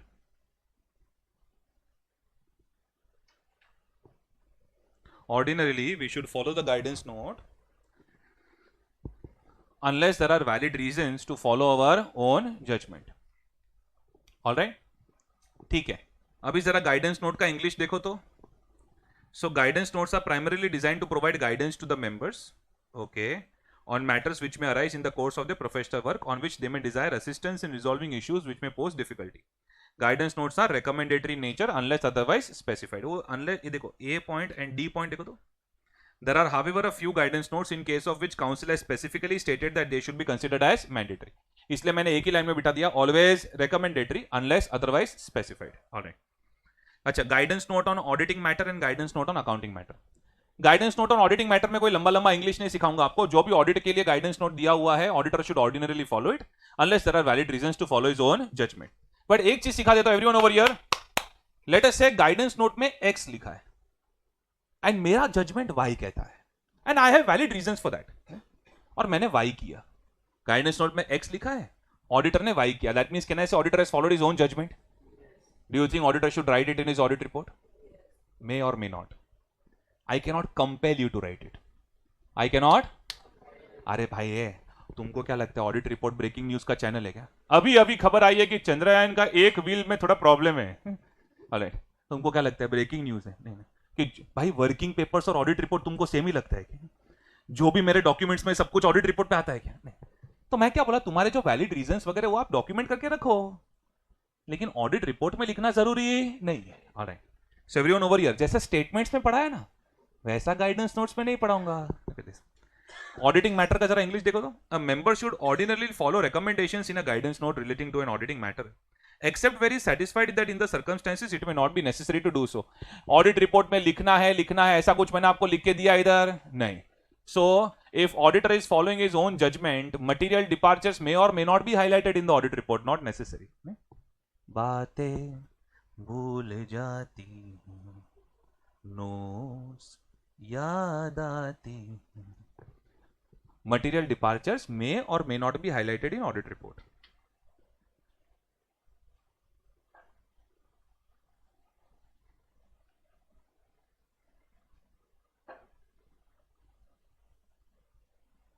लिखना ही लिखना है ऐसा लिख के नहीं दे सकता मैं.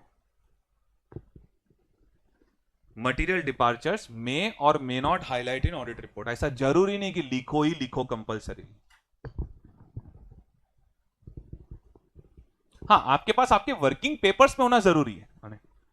Okay, मेरी मर्जी ऐसी तो मैंने, ऐसा नहीं चलता है. आपके वर्किंग पेपर्स में होना जरूरी. कभी भी आपके ऊपर इन्वेस्टिगेशन बैठता है तो you can justify it. Guidance note on accounting matter. एक minute, guidance note on accounting matter. Everyone over here, guidance note on accounting matter. Who needs to follow guidance note on accounting matter? Management needs to follow the guidance note on accounting matter. Yes. All right. What if they are not following it? Then they should have mention it in audit. I ना breaking news वाला approach वापस. अभी खबर आई है कि management ने guidance note का एक लाइन अप्लाई नहीं किया दोस्तों. अरे क्या किया जाए मैनेजमेंट के साथ? एवरीवन ओवर हियर, थोड़ा तो दिमाग लगाओ. Guidance note is recommendatory. If they have valid reasons, can they follow their own judgment? So if management is not following guidance note, then they should have valid reason. हाँ, अभी बराबर बोली. I repeat, if management is not following guidance note, they should have, and those valid reasons should be disclosed in the notes to accounts. फिर auditor उसे highlight करे ना करे वो उसकी मर्जी है. ऑलराइट, ऐसा मैं बोल नहीं सकता कि हाईलाइट करना है. Are you with me? Yes और no sir? Yes sir. Alright. Guidance note on accounting matter. A member should examine whether recommendations in a guidance note relating to an accounting matter have been followed or not. If the same have not been followed, member यानी जो auditor है वो, auditor should consider whether keeping in view the circumstances a disclosure in his report is necessary. इसका मतलब वापस क्या आया? ये इंग्लिश का मतलब क्या है? You may or may not highlight in audit report.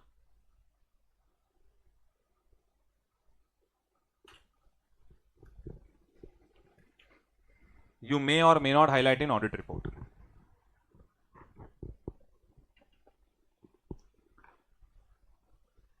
ये सब सीखोगे तो मैं ऑडिट रिपोर्ट के लेक्चर में जब जाऊंगा तो कुछ हम बातें कर पाएंगे. वरना खाली वन वे ट्रैफिक चलेगा. बाबा जी का प्रवचन. ओके, वाह क्या वाणी थी नहीं. So everyone over here, चलो rapid fire round. Management is not following statements. Auditors duty, right it in the audit report. Auditor is not following the statements. Guilty. All right. Okay. Auditor has materially departed from the statements. Mention it in the audit report. All right. Auditor has not followed the guidance note. He should have valid reasons which you should have is in his working paper may or may not highlight it in the audit report. Management has not followed the guidance note. Valid reasons should be disclosed in the notes to accounts. Auditor may or may not highlight it in the audit report. Are am I clear with this? Yes or no, sir? Yes, sir. All right. ये थोड़ा मेरे को आपसे बात करके ऐसा लगा, वैसे मैंने इसका जगह छोड़ा तो नहीं था. ये नॉट बीन फॉलोड को अंडरलाइन करो तो आपसे थोड़ा वार्तालाप करके इस चीज का आभास हो रहा है मुझे कि नॉट बीन फॉलोड का यहां पे लिखो. सॉरी जगह नहीं था तो गाली मत देना. Reasons should be disclosed. ऐसे काफी सारे एक्सटेम्पोर नोट्स बनेंगे. Reasons should be disclosed in the notes to accounts. जगह नहीं है, मैं डिक्टेट कर रहा हूं भाई, तुम्हारे पास होगा, मेरा हो क्या, वो डार्क डार्क इंक होता है ना. Reasons should be disclosed in the notes to accounts. Not been followed को अंडरलाइन करके लिखो. Reasons should be disclosed in the notes to accounts. खाली should be disclosed मत लिख देना, वरना आपको लगेगा ऑडिट रिपोर्ट में डिस्क्लोज करना है. प्लीज मैं जितना लिखूं उतना लिखने का, ऐसा तो खुद का जो आपका जो स्मार्ट वर्क है ना, smart edits, alright, that you keep for your reels only. So reason should be disclosed in the notes to accounts. Okay, चलो तो अब तक क्या क्या पढ़ा है उस पर जरा दो तीन चीज आपको पूछ लेता हूं, बिकॉज अब मेरा थोड़ा इंट्रोडक्शन पार्ट हो गया. Now I am going to go to basic concept for standards on auditing. Tell me, क्या आपके दिमाग में क्या वर्ड्स क्लिक हो रहे हैं, alright, apart from book, washroom and stuff. Alright, reasonable assurance बोलो तो क्या क्लिक होता है? Standards on auditing. Standards auditing are given for audit of historical financial information. Limited assurance बोलो तो क्या क्लिक होता है? Standards on review engagement. They are given for review of historical financial information. Alright, no assurance बोलो तो क्या click होता है? आर्टिकल्स के अलावा और क्या क्लिक होता है? Standards on related services. Alright, then मैं आपको बोलूं audit of projected financial statements वगैरह, ऐसे ही standards on assurance engagement. Direction, supervision, review, ethics वगैरह, क्वालिटी की बातें करूं तो standards on quality control. Alright, okay. फिर मैं अगर बोलूं स्टेटमेंट्स तो आपके दिमाग में क्या आता है? It is mandatory, whether it is on accounting matter और ऑडिटिंग मैटर. मैं बोलूं गाइडेंस नोट को क्या दिमाग में आता है? Always recommendatory unless otherwise specified by the ICAI. Management has not followed the statement. You will have to answer me what is supposed to be done by the auditor in his audit report. Alright, just answer me from the angle of audit report. Management has not followed statement, highlighted in the audit report. Auditor has departed from statements, but these are not material departures. बेवड़े करे, मैं बोला auditor ने departure किया है statement में से, लेकिन material departure नहीं है. वो डेटर वाला एग्जांपल दिया था ना, तो क्या उसको ऑडिट रिपोर्ट में लिखना जरूरी है? नहीं. मे और may not highlighted. Auditor has materially departed from the statements, highlighted in the audit report. Management has not followed the guidance note. Valid reason should audit report में लिखना जरूरी है क्या? नहीं. Valid reason should be disclose in the notes to account. हाँ, अगर उनके valid reason वगैरह नहीं है तो फिर ऑडिट रिपोर्ट में जाएगा. वो सब बात तो हम लोग करेंगे ऑडिट रिपोर्ट का लेक्चर में. Auditor has materially departed from guidance note. Audit report में लिखना जरूरी है? नहीं. मे और may not highlighted in the audit report. Alright, हाँ, मैं जब आपको ऑडिट रिपोर्ट सिखाऊंगा तो क्वालिटी बेसिस पे हम हाईलाइट कर देंगे. ऑलराइट, बट जस्ट अगर एमसीक्यू में आता है तो मैं ये नहीं बोल सकता कि कंपल्सरीली हाईलाइट करना ही करना है ऑडिट रिपोर्ट के अंदर. ऑलराइट, और ये सब कहीं ना कहीं ऑडिट रिपोर्ट, प्रोफेशनल एथिक्स, ये सब चैप्टर से कनेक्टेड है. ऑलराइट, चलो, so far so good. Everyone on the next page please. Look at this. Basic concepts for standards on auditing. Alright, अब यहाँ पे आप देखोगे जहां जहां मुझे थोड़ा ब्लैंक्स छोड़ना है वहां पे मैंने ब्लैंक्स छोड़ा है ताकि आप थोड़ा थोड़ा लिखो मेरे साथ. जहां जहां पे थोड़ा ब्लैंक स्पेस की जरूरत है वहां पे थोड़ा ब्लैंक स्पेस दिया हुआ है. Alright, everyone over here, but spacing है आपके पास enough, don't worry. Basic concept for standards auditing क्या है ना, एक्चुअली मुझे पहला स्टैंडर्ड से चालू करना है, ऐसे 200 से. लेकिन आपका ऐसे 200 में जीरो ना हो जाए फिर, इसलिए थोड़ा थोड़ा बेसिक कंसेप्ट क्लियर कर लेते फिर आगे बात करेंगे. ये क्या है ना, ये आपका पूरा फाउंडेशन क्लियर कर देगा ताकि प्रॉब्लम ना हो. चलो भाई, ये सब आपने इंटर में सीखा हुआ है. Premise upon which audit is conducted. अभी मैं जब बोलता हूं everyone over here standards on auditing, that means you are going to act like an auditor, statutory auditor. Alright, act like an auditor. Auditor of what? Of my face? Auditor of historical financial statements. All right, so when I say standards on auditing, that means you're going to act like an auditor of historical financial statements. लिखो लिखो, वापस लिखो. आपका नाम भी ना आपको एक बार में याद नहीं रहा था. 2 साल तक आपके घर वालों ने बुलाया आपको. तब जाके आपने बोला अच्छा मैं ये नाम है मेरा। Audit of historical financial information. Alright, tell me everyone, चलो इंटरेस्ट ये preparation presentation of financial statements is the responsibility of management. Alright, so everyone over here, preparation presentation of financial statements is the responsibility of management. अरे ये क्या लिखा है भाई, दोस्त charged with govern, हा, कुछ शब्द नॉस्टैल्जिक फील करवा देते हैं जहां जगह मिला वहां पे आपने लिखा ही है। Alright, tell me what is the difference between management and those charged with governance. एक मिनट, अब ये प्रॉब्लम इज व्हाट, ज्यादा खींच रहा है। मैनेजमेंट और डीसीडब्ल्यू डिफरेंस क्या जानने की जरूरत है। अबे पूरा एक ऐसे 260 उसमें एक बड़ा सा पैराग्राफ है, हु इज टीसीडब्ल्यूजी, क्वेश्चन में भी है, तो मेरे को मत सिखाओ क्या समझाने की जरूरत है क्या नहीं है। Management is the one who is, try करो, गलत गया कोई प्रॉब्लम नहीं है। हाँ करेक्ट, ऐसा ऑडिट, जैसे हम लोग ना बड़े बड़े लोगों का नाम लेते हैं ना, ऑडिट कमिटी, डायरेक्टर्स वगैरह, तो अपने को ऐसा दोस्त चार्ज गवर्नेंस वाला फीलिंग आता है। लेकिन ऐसा मैंने आपको ना मीनिंग पूछ लिया, उधर आपकी पड़ गई। मैं अगर आपको बोलता ना कोई एग्जांपल, तो अरे सर अकाउंट्स का मैनेजर फिर सीएफओ वगैरह, ऐसा आप ऐसा पूछो सर। सो जब भी मैं मैनेजमेंट बोलूं, एक्चुअली ये that is not the correct way of learning it. जब भी मैं मैनेजमेंट बोलूं तो the one who is executing, और जब भी मैं दोस्त चार्ज विद गवर्नेंस बोलूं that means the one who is giving strategic direction. मेरे लिए आपका ये समझना बहुत जरूरी है, आगे के लेक्चर्स में जरूर काम आएगा। सीएफओ,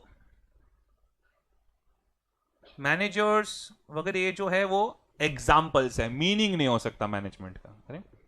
एंड जो भी आपकी audit committee, board of directors वगैरह है, वो दोस्त चार्ज विद गवर्नेंस है। ये एग्जाम्पल्स है। मैं आपको बोलूं, किराने की दुकान में भी management and those charged with governance देखने मिलता है। द डिफरेंस इज कि दोनों सेम ही होते हैं। In small entities, you will find that management and DCWG are one and the same. Whereas the bigger the entities, you will see the clear difference between execution and strategic direction. All right. Okay. आप please बोल सकते, पूछ ही सकते हो ना, एक 5 रुपए ला पहले, नहीं एक डाउट का 5 रुपए, ऐसा ऐसा। ऑल राइट, बोलो। हिस्टोरिकल फाइनेंशियल इंफॉर्मेशन है, उसका डिफरेंस चाहिए। देखो, फाइनेंशियल इंफॉर्मेशन दो तरह का होता है, एक तो हिस्ट्री, एक दूसरा फ्यूचर। ऑल राइट, तो हिस्टोरिकल इज द वन जो हो चुका है, जिसके ऊपर हम बना रहे हैं अकाउंट्स। जो आपने जो भी कंपनी फाइनल अकाउंट्स बनाए वो हिस्ट्री है। ऑलराइट, इसके ऊपर अकाउंट्स बनाते हो। प्रोजेक्ट फ्यूचर इंफॉर्मेशन इज जो प्रोजेक्टेड स्टेटमेंट्स होते हैं जब कंपनी लिस्टिंग विस्टिंग के लिए अप्लाई करती हो। Okay, so everyone over here, late आए ना। Now everyone, preparation and presentation of financial statement is the responsibility of management and those charged with governance. Alright, auditor's primary duty is to harass an article, express an opinion. अभी मैं financial statement से लिखूंगा, मतलब वो historical financial information ही हुआ। If nothing is given, financial statements always means historical financial statement. Express an opinion on the financial statements. चलो चलो चलो चलो, देखो नॉस्टैल्जिक फील करेगा अभी। Auditor needs to maintain an attitude of, अरे प्रोफेशनल स्केप्टिसिज्म। याद है ना, वो ऑडिटर एक कुत्ता है, auditor is a watchdog and not a blood hound.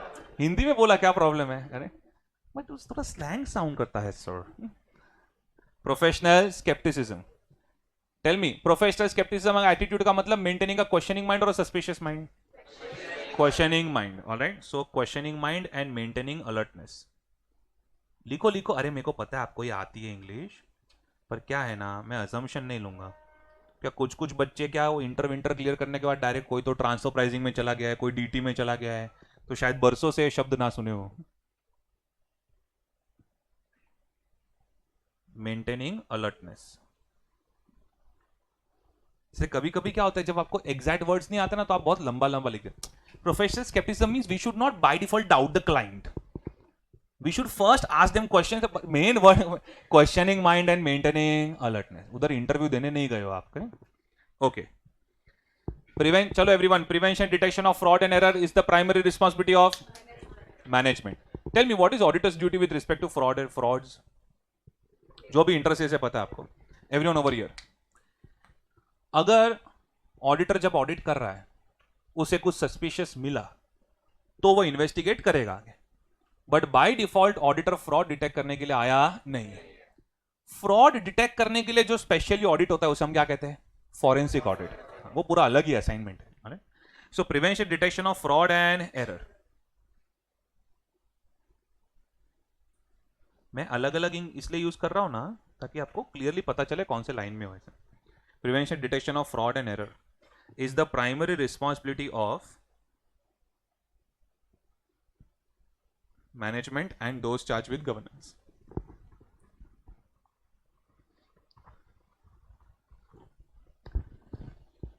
Prevention, detection of fraud and error. Yeah, please tell me. Questioning mind, comma, maintaining alertness. All right. Prevention, detection of fraud and error. एक minute is the primary responsibility of management and those charged with governance. तो auditor, tell me, auditor can be held liable for fraud only if it is proved that he was yes grossly negligent in the conduct of his duties.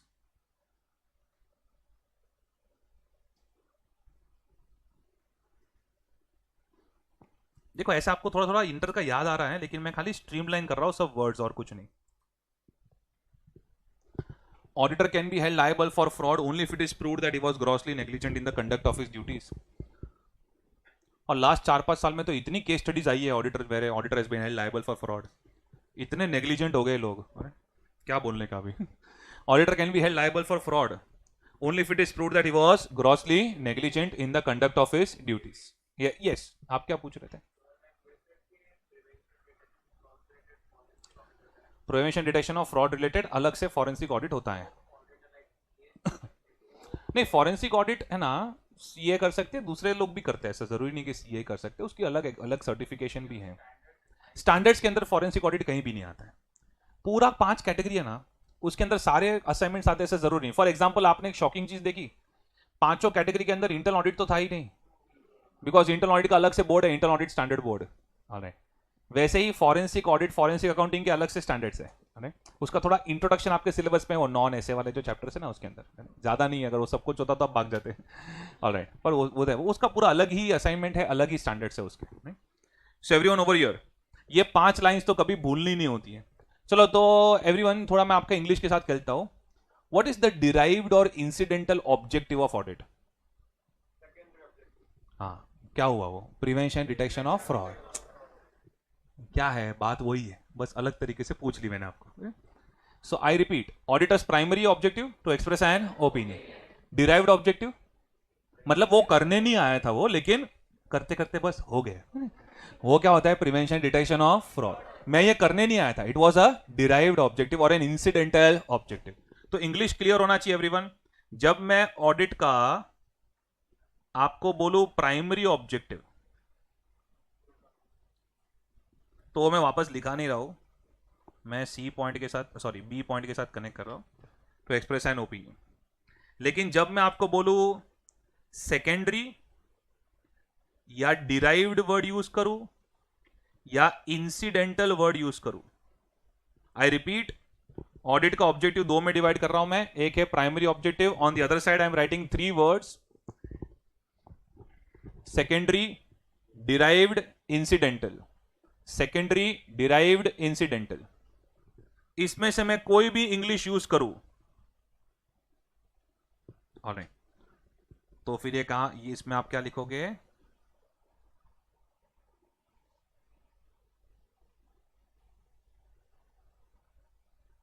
Prevention and detection of fraud and error.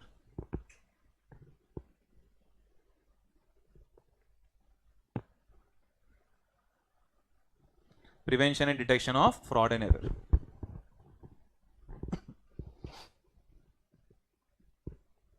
Alright, yes, okay. चलो, एक तो ये word था, दूसरा word क्या था? वो मैं आपसे कोई जवाब पूछूंगा, मैं खुद ही यस खुद को बोल दूंगा। ये जूम में आदत पड़ गया मेरे को, कोई कुछ नहीं बोल रहा था ना तो मैं स्टूडियो में ऐसे पागल हो रहा था, तो मैं खुद को जवाब देने लगा, तो ऐसे बहुत खराब आदत हो गई है। So now everyone over here, next is, और वो आदत मैं छोड़ना नहीं चाहता बिकॉज फेस टू फेस में से तो बच्चे कभी भी गायब हो सकते हैं।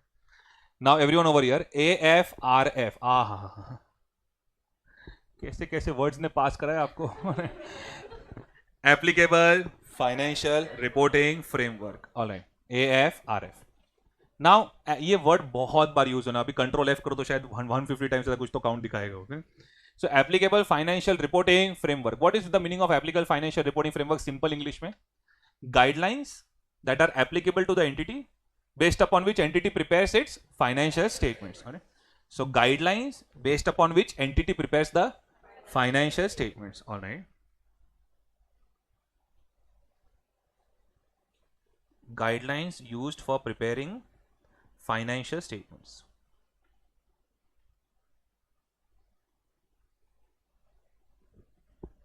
अगर एकदम ही सिंपल बोलूं तो okay, guidelines use for preparing financial statements. Everyone over here, सबको पता है कि फाइनेंशियल स्टेटमेंट्स जो भी बनते हैं ना, आप जो कंपनी फाइनल अकाउंट्स वगैरह बनाते हो, वो जो कंपनी फाइनल अकाउंट्स का पूरा सेट बनता है, is it only for some specific users, it is for all the users? All the users, correct. वो कॉमनली यूज्ड है ना फॉर ऑल. अभी रिलायंस की वेबसाइट पे जो फाइनेंशियल स्टेटमेंट्स अपलोडेड है, is it for all the stakeholders? Yes. Alright. तो जो सबके लिए बनता है उसे हम क्या कहते हैं? जीपीएफएस. जीपीएफएस का मतलब है general purpose financial statement. Full form लिखने का जरूरत नहीं है, वो सब मैंने नीचे लिखा हुआ है. पर क्या है, जो भी लिखा होता है उसका ब्लैंक स्पेस में थोड़ा थोड़ा वर्किंग करते जाते हैं. बट लेट अस से कि आज अभी मेरा भी प्राइवेट लिमिटेड कंपनी है, छोटा है पर है. अब लेट अस से हमने बैंक में लोन के लिए अप्लाई किया. बैंक वालों ने मुझे कुछ अलग ही फॉर्मेट दिया, बोला ये सब तुम्हारा बैलेंस शीट पीएनएल, हमको उल्लू बनाना बंद करो, ये मेरे को ना ये फॉर्मेट में बना के दो. तो वो फॉर्मेट में फाइनेंशियल स्टेटमेंट्स बना के दिए, but it is only for the bank, for them to evaluate. तो इसको हम लोग क्या बोलेंगे? हाँ, SPFS, special purpose financial statements. So I repeat, financial statements भी दो कैटेगरी के होते हैं. होता है GPFS, general purpose financial statements, और दूसरा होता है SPFS, special purpose financial statements. Alright. अभी ना थोड़ा थोड़ा ऐसा हिंदी में बात हो गया, let us just read this. Applicable financial reporting framework का ऑफिशियल मीनिंग, छपरी मीनिंग दे दिया मैंने, guidelines use for preparing financial statements. Now official meaning, financial reporting framework adopted by management and where appropriate those charged with governance in the preparation and presentation of financial statements. और financial reporting framework ऐसा होना चाहिए जो acceptable हो. Tell me, अगर आपको Siddhivinayak temple trust का audit मिला और आपने बोला कि थोड़ा प्रीवियस ईयर के अकाउंट्स दिखाओ, तो उन्होंने आपको बैलेंस शीट और पीएनएल दिखा दिया. पीएनएल? अरे बाबा, पीएनएल बनेगा कि इनकम एंड एक्सपेंडिचर? कुछ कुछ बच्चों को तो इधर क्लिक ही नहीं हुआ. पीएनएल है गणपति बापा मौर्य. अरे ऑलराइट. तो क्या होना चाहिए? इनकम है. तो भाई जो भी फाइनेंशियल स्टेटमेंट्स बना रहे हो कैसे होने चाहिए? एक्सेप्टेबल होने चाहिए. Alright. In view of the nature of the entity and objective of the financial statements. और जो बना रहे हो, it should also satisfy law and regulation. Alright. Now everyone over here, auditor needs to understand the nature of financial statements being audited by him. ये क्यों आपको ये समझना जरूरी है कि मैं जीपीएफएस का ऑडिट कर रहा हूं या एसपीएफएस का? आपको पता है जीपीएफएस का जो ऑडिट है ना, वो एसए 200 से लेके एसए 720 में. ऑलराइट. लिखो लिखो लिखो. जीपीएफएस का जो ऑडिट है ना, वो ऐसा वर्किंग करते रहने का होता है. These are professional lectures that are going on. Alright. Now copy and write ऐसा नहीं बोले. ओके. नहीं लिखना है उधर मैं बोलूंगा ये लिखना, ये मत लिखो, जरूरत नहीं. कभी कभी मैं थोड़ा ऐसा ज्यादा वर्किंग करता रहता हूं तो जरूरत नहीं होती. ऐसे 200 टू ऐसे 720. और ये अंदर का सब पढ़ता ऑडिटोरी. और ये स्पेशल पर्पस फाइनेंशियल स्टेटमेंट्स जो है ना, उसके लिए सिर्फ एक ऐसे है, ऐसे 800, जो नवंबर 23 तक के सिलेबस में नहीं था, पर आपको है. रोने का नहीं है, हमको देखना कितना ज्यादा है. नॉन ऐसे में से 5 चैप्टर डिलीट कर दिए जो एग्जिस्टिंग में से थे ना. काफी नॉर्मल सिलेबस. एग्जिस्टिंग का जो नवंबर 23 तक है वो ज्यादा लोड वाला सिलेबस है. So special purpose financial statements, वो कौन सा ऑडिट कहां पे कवर्ड है उसका? ऐसे 800. Alright. And general purpose financial statements का ऑडिट कहां पे देखने को मिलेगा आपको? ऐसे 200 से लेके ऐसे 720 तक. Alright. Okay. Now everyone over here, इधर देखो, इधर देखो. ये तो मीनिंग ठीक है, financial statements prepared to serve common information needs of the majority of the users. लेकिन अब आपके दिमाग में ना 2 वर्ड्स डालने मेरे को जो बहुत इंपॉर्टेंट है, और इसका बहुत जबरदस्त इंपैक्ट आएगा पूरे ऑडिट सब्जेक्ट में. एंड इंटरेस्ट ये में ये वर्ड्स आपने अच्छे से नहीं सीखे थे, तो please be careful over here. Alright. Tell me, ये जितने भी ऑडिट वाले लोग हैं ना थोड़ा पार्टिसिपेट करो, ऑलराइट, ताकि जो डीटी ट्रांसफर प्राइसिंग वो सब अलग कैटेगरी में जो आर्टिकलशिप कर रहे हैं उनको भी थोड़ा मजा आएगी कि चल क्या रहा है, ऑलराइट। जैसे वो डीटी वाले लोग जो होते हैं बहुत शाइनिंग मारते हैं डीटी के लेक्चर में, अरे तो आप लोग थोड़ा ऐसा थोड़ा दिखाओ ऐसा, alright. So tell me, client के साथ जब जो स्टैट्यूटरी ऑडिट में है, क्लाइंट के साथ कभी ऐसा आपका झगड़ा हुआ है? वैसे तो रोज होता रहता है, राइट, पर ऐसा हुआ है कि यार ये वाला नोट्स टू अकाउंट्स में ये चीज ऐड कर दो फाइनेंशियल स्टेटमेंट्स में, फिर क्लाइंट बोलेगा पर ऐसा तो कुछ शेड्यूल 3 में ऐसा तो नोट्स रिक्वायर्ड नहीं है, जो भी फाइनल अकाउंट्स का फॉर्मेट में है इंड एस में वो सब तो हमने कर दिया है। फिर भी आप बोलोगे लेकिन हमारे पार्टनर ने बोला ऐसे, मतलब वैसे हाँ क्या ऐसा वो बोला है ये वाला नोट ऐड करना, अरे कर देना भाई मेरे को जाने मिलेगा कर दे। ऑलराइट, ये झगड़ा क्यों होता है? बिकॉज वो सिर्फ पार्टनर और क्लाइंट का बेसिकली ईगो इशू। नहीं लिसन टू मी, आप शेड्यूल 3 डाउनलोड करके देखो या आप जब इंड एस पढ़ रहे हो तो ऑब्वियसली, राइट, उसके अंदर ये सब चीजें आपको देखने मिलती है जहां पे क्लियरली लिखा है that the disclosures given in schedule 3 are minimum disclosures. I repeat, the disclosures given in schedule 3 are additional disclosures can be given by the management in order to achieve fair presentation. Additional disclosures can be given by the management in order to achieve fair presentation. All right. So I repeat, disclosures given in schedule 3 are minimum disclosures. Additional disclosures can be given by the management in order to achieve fair presentation. दूसरा इधर देखो, इधर देखो, इधर देखो। चलो मैं आपके सामने केस स्टडी रखता हूं, मेरे को बताओ इसमें क्या करोगे। Use your FR knowledge, interest वाला यूज करोगे तो भी चलेगा। वो events occurring after balance sheet date जो होता है वो कहां से कहां तक की इवेंट्स लेते हो? After the balance sheet date up to the date of approval, signing, very good, approval of the financial statements by the management. मैं क्या बोलता हूं, लेट अस से आज साइनिंग हुआ, नेक्स्ट डे बहुत बड़ा इवेंट हो गया कोई, जो एक्चुअली जो अकाउंट साइन हुए ना वही पीरियड के रिलेटेड है। ईयर डेट्स ले लेता हूं, 23-24 के अकाउंट्स फाइनलाइज हो रहे हैं। मैडम कैसे हो लास्ट में, बराबर ना? ओके, 23-24 के अकाउंट्स फाइनलाइज हो रहे हैं एंड लेट अस से 15 मई 24 को साइनिंग हो गया। मई 24, 15 मई 24 को साइनिंग हो गया। 16 मई को कोई इवेंट पता चला, बहुत बड़ा इवेंट है, ऑलराइट, जो 23-24 के रिलेटेड ही है, इतना बड़ा है कि इनके गोइंग कंसर्न वगैरह पे भी असर आ सकता है। पर फाइनेंशियल स्टेटमेंट्स कभी साइन हो गए? 15 मई को। Now tell me, financial statement sign हो गए, कंपनी की ऑफिस में पड़े हुए, अभी तक shareholders, stakeholders, ROC filing वो सब कुछ बाकी है, बिकॉज एजीएम इटसेल्फ बाकी है। Then in that case will you ask management to amend the financial statements because genuinely amendment is possible? So I understand that when we talk about accounting standards, it goes only up to the date of approval. However, if there is a genuine possibility, all right, to amend the financial statements even after the date of approval because the financial statements have not been circulated amongst the stakeholders, will you ask management to do that? Yes or no, sir? Yes or no, sir? ये yes निकला कैसे मुंह से तुम्हारे? Because हम लोग जब accounting standards पढ़ते हैं तो कहां तक जाता है? Date of approval. यस निकला कैसे मुंह से तुम्हारे? मैं आपको बोलता हूं गोइंग कंसर्न के बारे में अपने अकाउंटिंग स्टैंडर्ड्स में क्या पढ़ा हुआ है।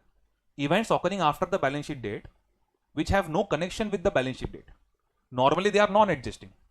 However, if it affects going concern then they will be adjusting. फिर पीरियड तो साइनिंग तक ही लेते हैं।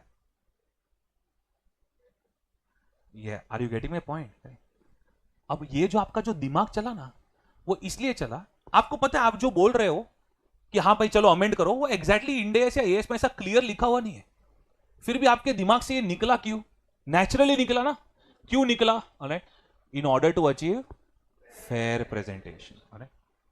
And accounting standards Ind AS schedule 3, apart from what they have given, they will always allow you to do something additional in order to achieve, and that is why such financial statements are called as fair presentation framework. Such financial statements are called as fair presentation framework. अच्छा, आप company audit report अगर download करके देखोगे, कोई भी company के auditor का report download करके देखोगे तो आपको ट्रू एंड फेयर व्यू ये वर्ड देखने मिलेगा, ऑलराइट। लेकिन मैं आपको आज चैलेंज करता हूं, आप जिस सोसाइटी में रह रहे हो ना, अगर वो कोऑपरेटिव हाउसिंग सोसाइटी है, जाके उसका ऑडिट रिपोर्ट डाउनलोड करके देखो। आई मीन पूछो सेक्रेटरी के पास जाओ, secretary I need to see the audit report, I am honourable member of this building, और जाओ। ऑलराइट, वैसे नॉर्मल बहुत सड़ू लोग होते हैं सेक्रेटरी, पर जाने का ऐसा नहीं करे, किसी के फादर है तो सॉरी। हाँ ऑलराइट, तो ऐसा जाने का उनके पास। अगर आपको ऑडिट रिपोर्ट मिल गया तो देखो, अगर जेन्युइन ऑडिटर ने बनाया तो आपको true and fair view word देखने नहीं मिलेगा। वाई? ये ना सब लोग ऑडिट सब्जेक्ट का मजाक उड़ाते हैं, ऑडिट सब्जेक्ट में क्या है, कोई भी ऑडिट रिपोर्ट देखो true and fair view, true and fair view. अरे कोई भी ऑडिट रिपोर्ट में true and fair view word देखने नहीं मिलता है। कंपनी ऑडिट रिपोर्ट में देखने मिलता है बिकॉज कंपनी ऑडिट के जो कंपनी के जो अकाउंट्स है दे आर बेस्ड अपॉन, इसलिए ट्रू एंड फेयर व्यू ऐसा वर्ड देखने मिलता है। और नॉर्मली अपने जो भी आर्टिकल्स होते हैं वो लोग कंपनी के ऑडिट में होते हैं, तो एक जनरल इंप्रेशन ऐसा पड़ जाता है कि कोई भी ऑडिट रिपोर्ट देख लो true and fair view word तो मिल ही जाएगा। ऐसा नहीं होता है। आप काफी सारी ऐसी कोऑपरेटिव सोसाइटीज है जिनके ऑडिट रिपोर्ट में true and fair view word use होता नहीं है। काफी सारे ऐसे ट्रस्ट है जिनके फाइनेंशियल स्टेटमेंट्स में, ट्रस्ट बोल रहा हूं, सेक्शन 8 कंपनीज नहीं बोल रहा हूं मैं, तो काफी सारे ऐसे ट्रस्ट है जिसके ऑडिट रिपोर्ट में आपको true and fair view word देखने मिलेगा नहीं। कुछ आपको पता है, काफी सारे स्टेट्स की जो कोऑपरेटिव सोसाइटी के अलग अलग स्टेट के अपने अपने लॉ है। महाराष्ट्र का अपना है, गुजरात का अपना है, वेस्ट बंगाल का अपना है। ऑलराइट, अब इनके जब स्टेट लेजिस्लेटिव सेशंस वगैरह होते हैं तो उसके अंदर तो क्या ही डिस्कशन होता है, तो ना पुराने पुराने एक्ट चल रहे हैं, 50s के 1960s के ऐसे एक्ट चल रहे हैं, और उसके अंदर ना फाइनेंशियल स्टेटमेंट्स का एक फॉर्मेट दिया हुआ है। वो फॉर्मेट के अंदर खाली इतना बोला है कि भाई इतना भर के दे दो, बाकी additional disclosures need to be given in order to achieve fair presentation, departures are allowed in order to achieve fair presentation. ऐसा सब ये गरीब एक्ट में लिखा गया नहीं। Corporate law time to time update होता रहता है, तो वहां पे ये सब चीजें देखने मिलती है आपको। कोऑपरेटिव सोसाइटीज, ट्रस्ट, इनके जो लॉज है पुराने लॉज है, एक पुराना घटिया सा फॉर्मेट है, वो फॉर्मेट में अकाउंट्स बना के देना होता है और कोई एडिशनल एफर्ट नहीं लेना पड़ता है in order to achieve fair presentation. जितना बोला है उतना बना के दो, दैट्स इट। ऐसे फ्रेमवर्क को हम लोग बोलते हैं कौन सा फ्रेमवर्क? नॉर्मली आपको प्रैक्टिकल लाइफ में देखने नहीं मिलेगा, अरे अनलेस ऐसे बहुत ही छोटे छोटे कुछ ऑडिट्स में हो तो, अरे वहां पे भी सीखने बहुत मिलता है, पर ये कंप्लायंस फ्रेमवर्क है। कंप्लायंस फ्रेमवर्क के अंदर you will not find the word true and fair view. Wait, आप अपने मार्किंग्स मत करो, मैं लिखाता हूं सब। So everyone over here, fair presentation framework अगर शॉर्ट में बोलना है तो मैं क्या बोलूं? Framework as prescribe by law plus additional disclosures in order to achieve fair presentation. Compliance framework को मैं क्या लिखूंगा? सिर्फ framework prescribe by law. There is no other responsibility on the management to provide additional disclosures. तो everyone पहले short formula बना लो, fair presentation framework.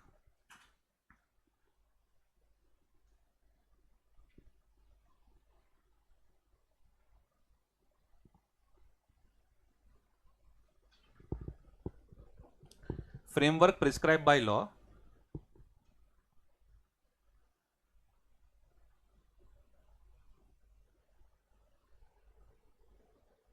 Short formula, इसके अंदर पूरा डेफिनेशन तो कवर नहीं कर पाऊंगा मैं, प्लस एडिशनल डिस्क्लोजर्स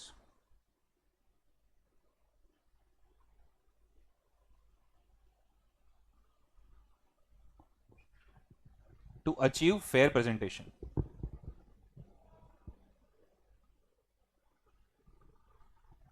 ये फ्लैप अपने आप ऊपर हो रहा है क्या? 125 किलो का आदमी है मैं, ऑक्सीजन बहुत लगा।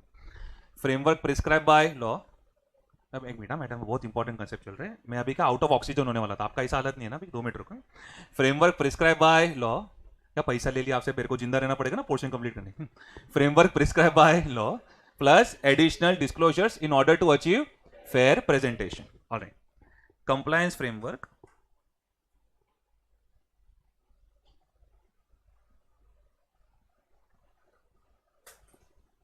framework prescribed by law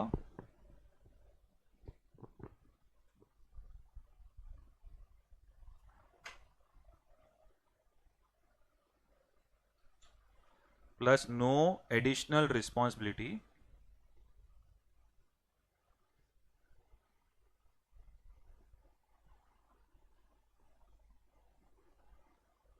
ये पर्सनल लाइफ में भी देखने मिलता है। घर पे आपको कुछ इंस्ट्रक्शंस मिलते हैं, फिर आप उससे थोड़ा ज्यादा कर देते हो ताकि मम्मी डैडी को कंफर्ट मिल जाए थोड़ा। बाकी कुछ बच्चे ऐसा जितना बोला उतना किया, भाई बोलना चाहिए था ना एक्स्ट्रा। अरे इधर क्या मैं अपने आप से अंतर्यामी, मेरे को समझ में आएगा? ऐसा 2 कैटेगरी के लोग भी होते हैं ऐसे। Everyone over here, fair presentation framework अब मैं ऑफिशियली रीड कर रहा हूं, ऑलराइट, पर मैं रीड करूं उसके पहले एग्जांपल लिख लेना. Company final accounts and compliance framework में अभी अभी एक 2 दिन पहले डाउट आया था. सो while explaining compliance framework you had said, you told us that true and fair word is not used in cooperative society audit report, but I have found a cooperative society audit report where true and fair word is used. ऐसा मेरे को ऐसा 3 बार सुनाई दिया. करें जिस तरीके से बच्चे ने लिखा था ना भाई, कोऑपरेटिव सोसाइटी का हर एक स्टेट का अपना अपना लॉ है. अभी अगर आप multi state cooperative societies act जो सेंट्रल एक्ट 2002 जो आप देखोगे तो उसके अंदर ऑलमोस्ट कॉर्पोरेट जैसी रिक्वायरमेंट्स है. So normally cooperative societies is a compliance framework unless the law has really asked to achieve fair presentation. So cooperative society accounts in some states. अभी in some states मैंने अभी से लिखाना चालू किया.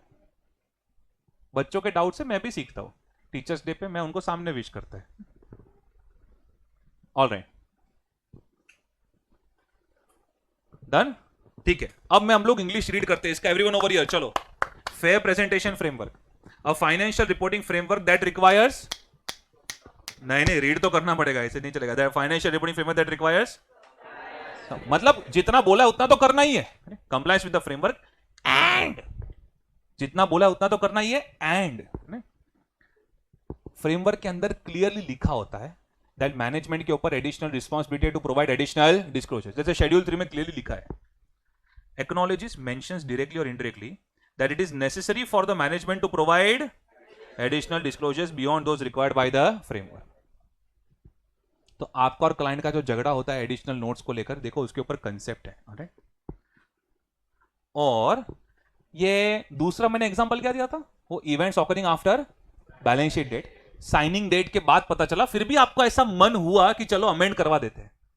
सो acknowledges directly that in rare circumstances it may be necessary to depart. Word का मतलब क्या होता है, we are doing something different in order to achieve the ultimate objective. Correct, from a requirement of the framework to achieve fair presentation.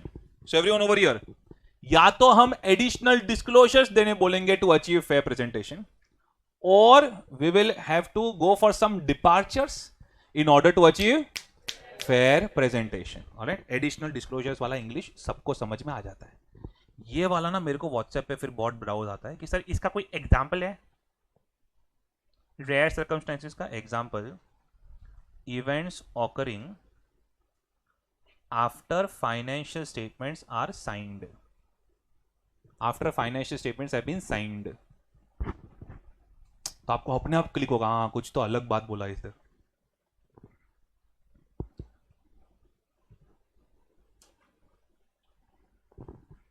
बाकी FR के lectures में पूरा जोर लगा के दिमाग का भी जब चीजें को समझ में नहीं आती, वही होता है rare circumstances.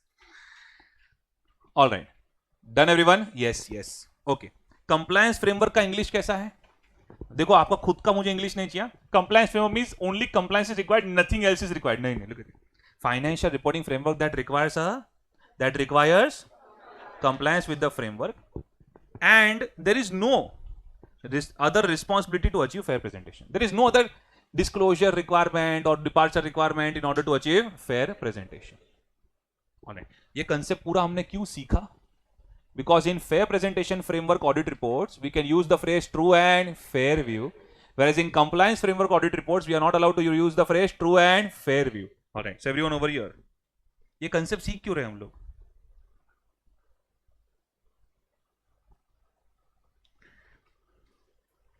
Fair presentation framework जो है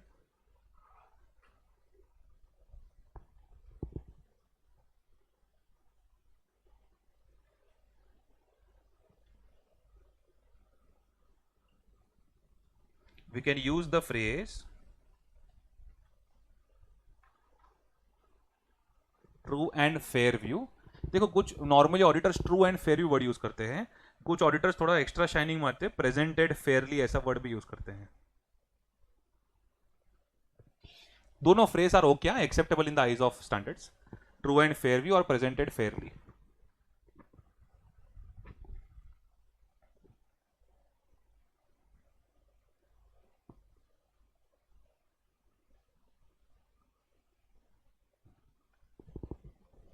एंड जो कंप्लायंस फ्रेमवर्क है उसमें ना हम लोग खाली लिख देते हैं financial statements are materially prepared as per applicable financial reporting framework. वो फेयर व्यू वगैरह वर्ड यूज नहीं करते. We are not allowed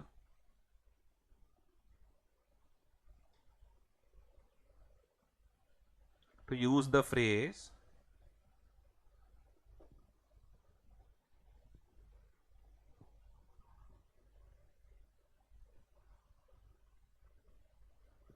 true and fair view or presented fairly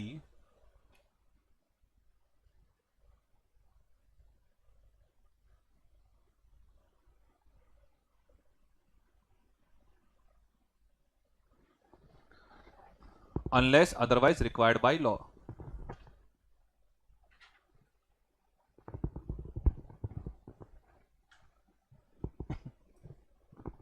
Unless otherwise required by law.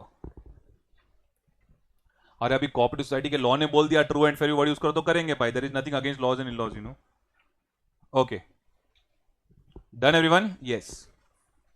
बाकी special purpose financial statements के audit report में क्या लिखते हो तो ऐसे 800 के अंदर जब जाएंगे तो बताऊंगा मैं आपको. तो चलो भाई, क्या समझा आपको?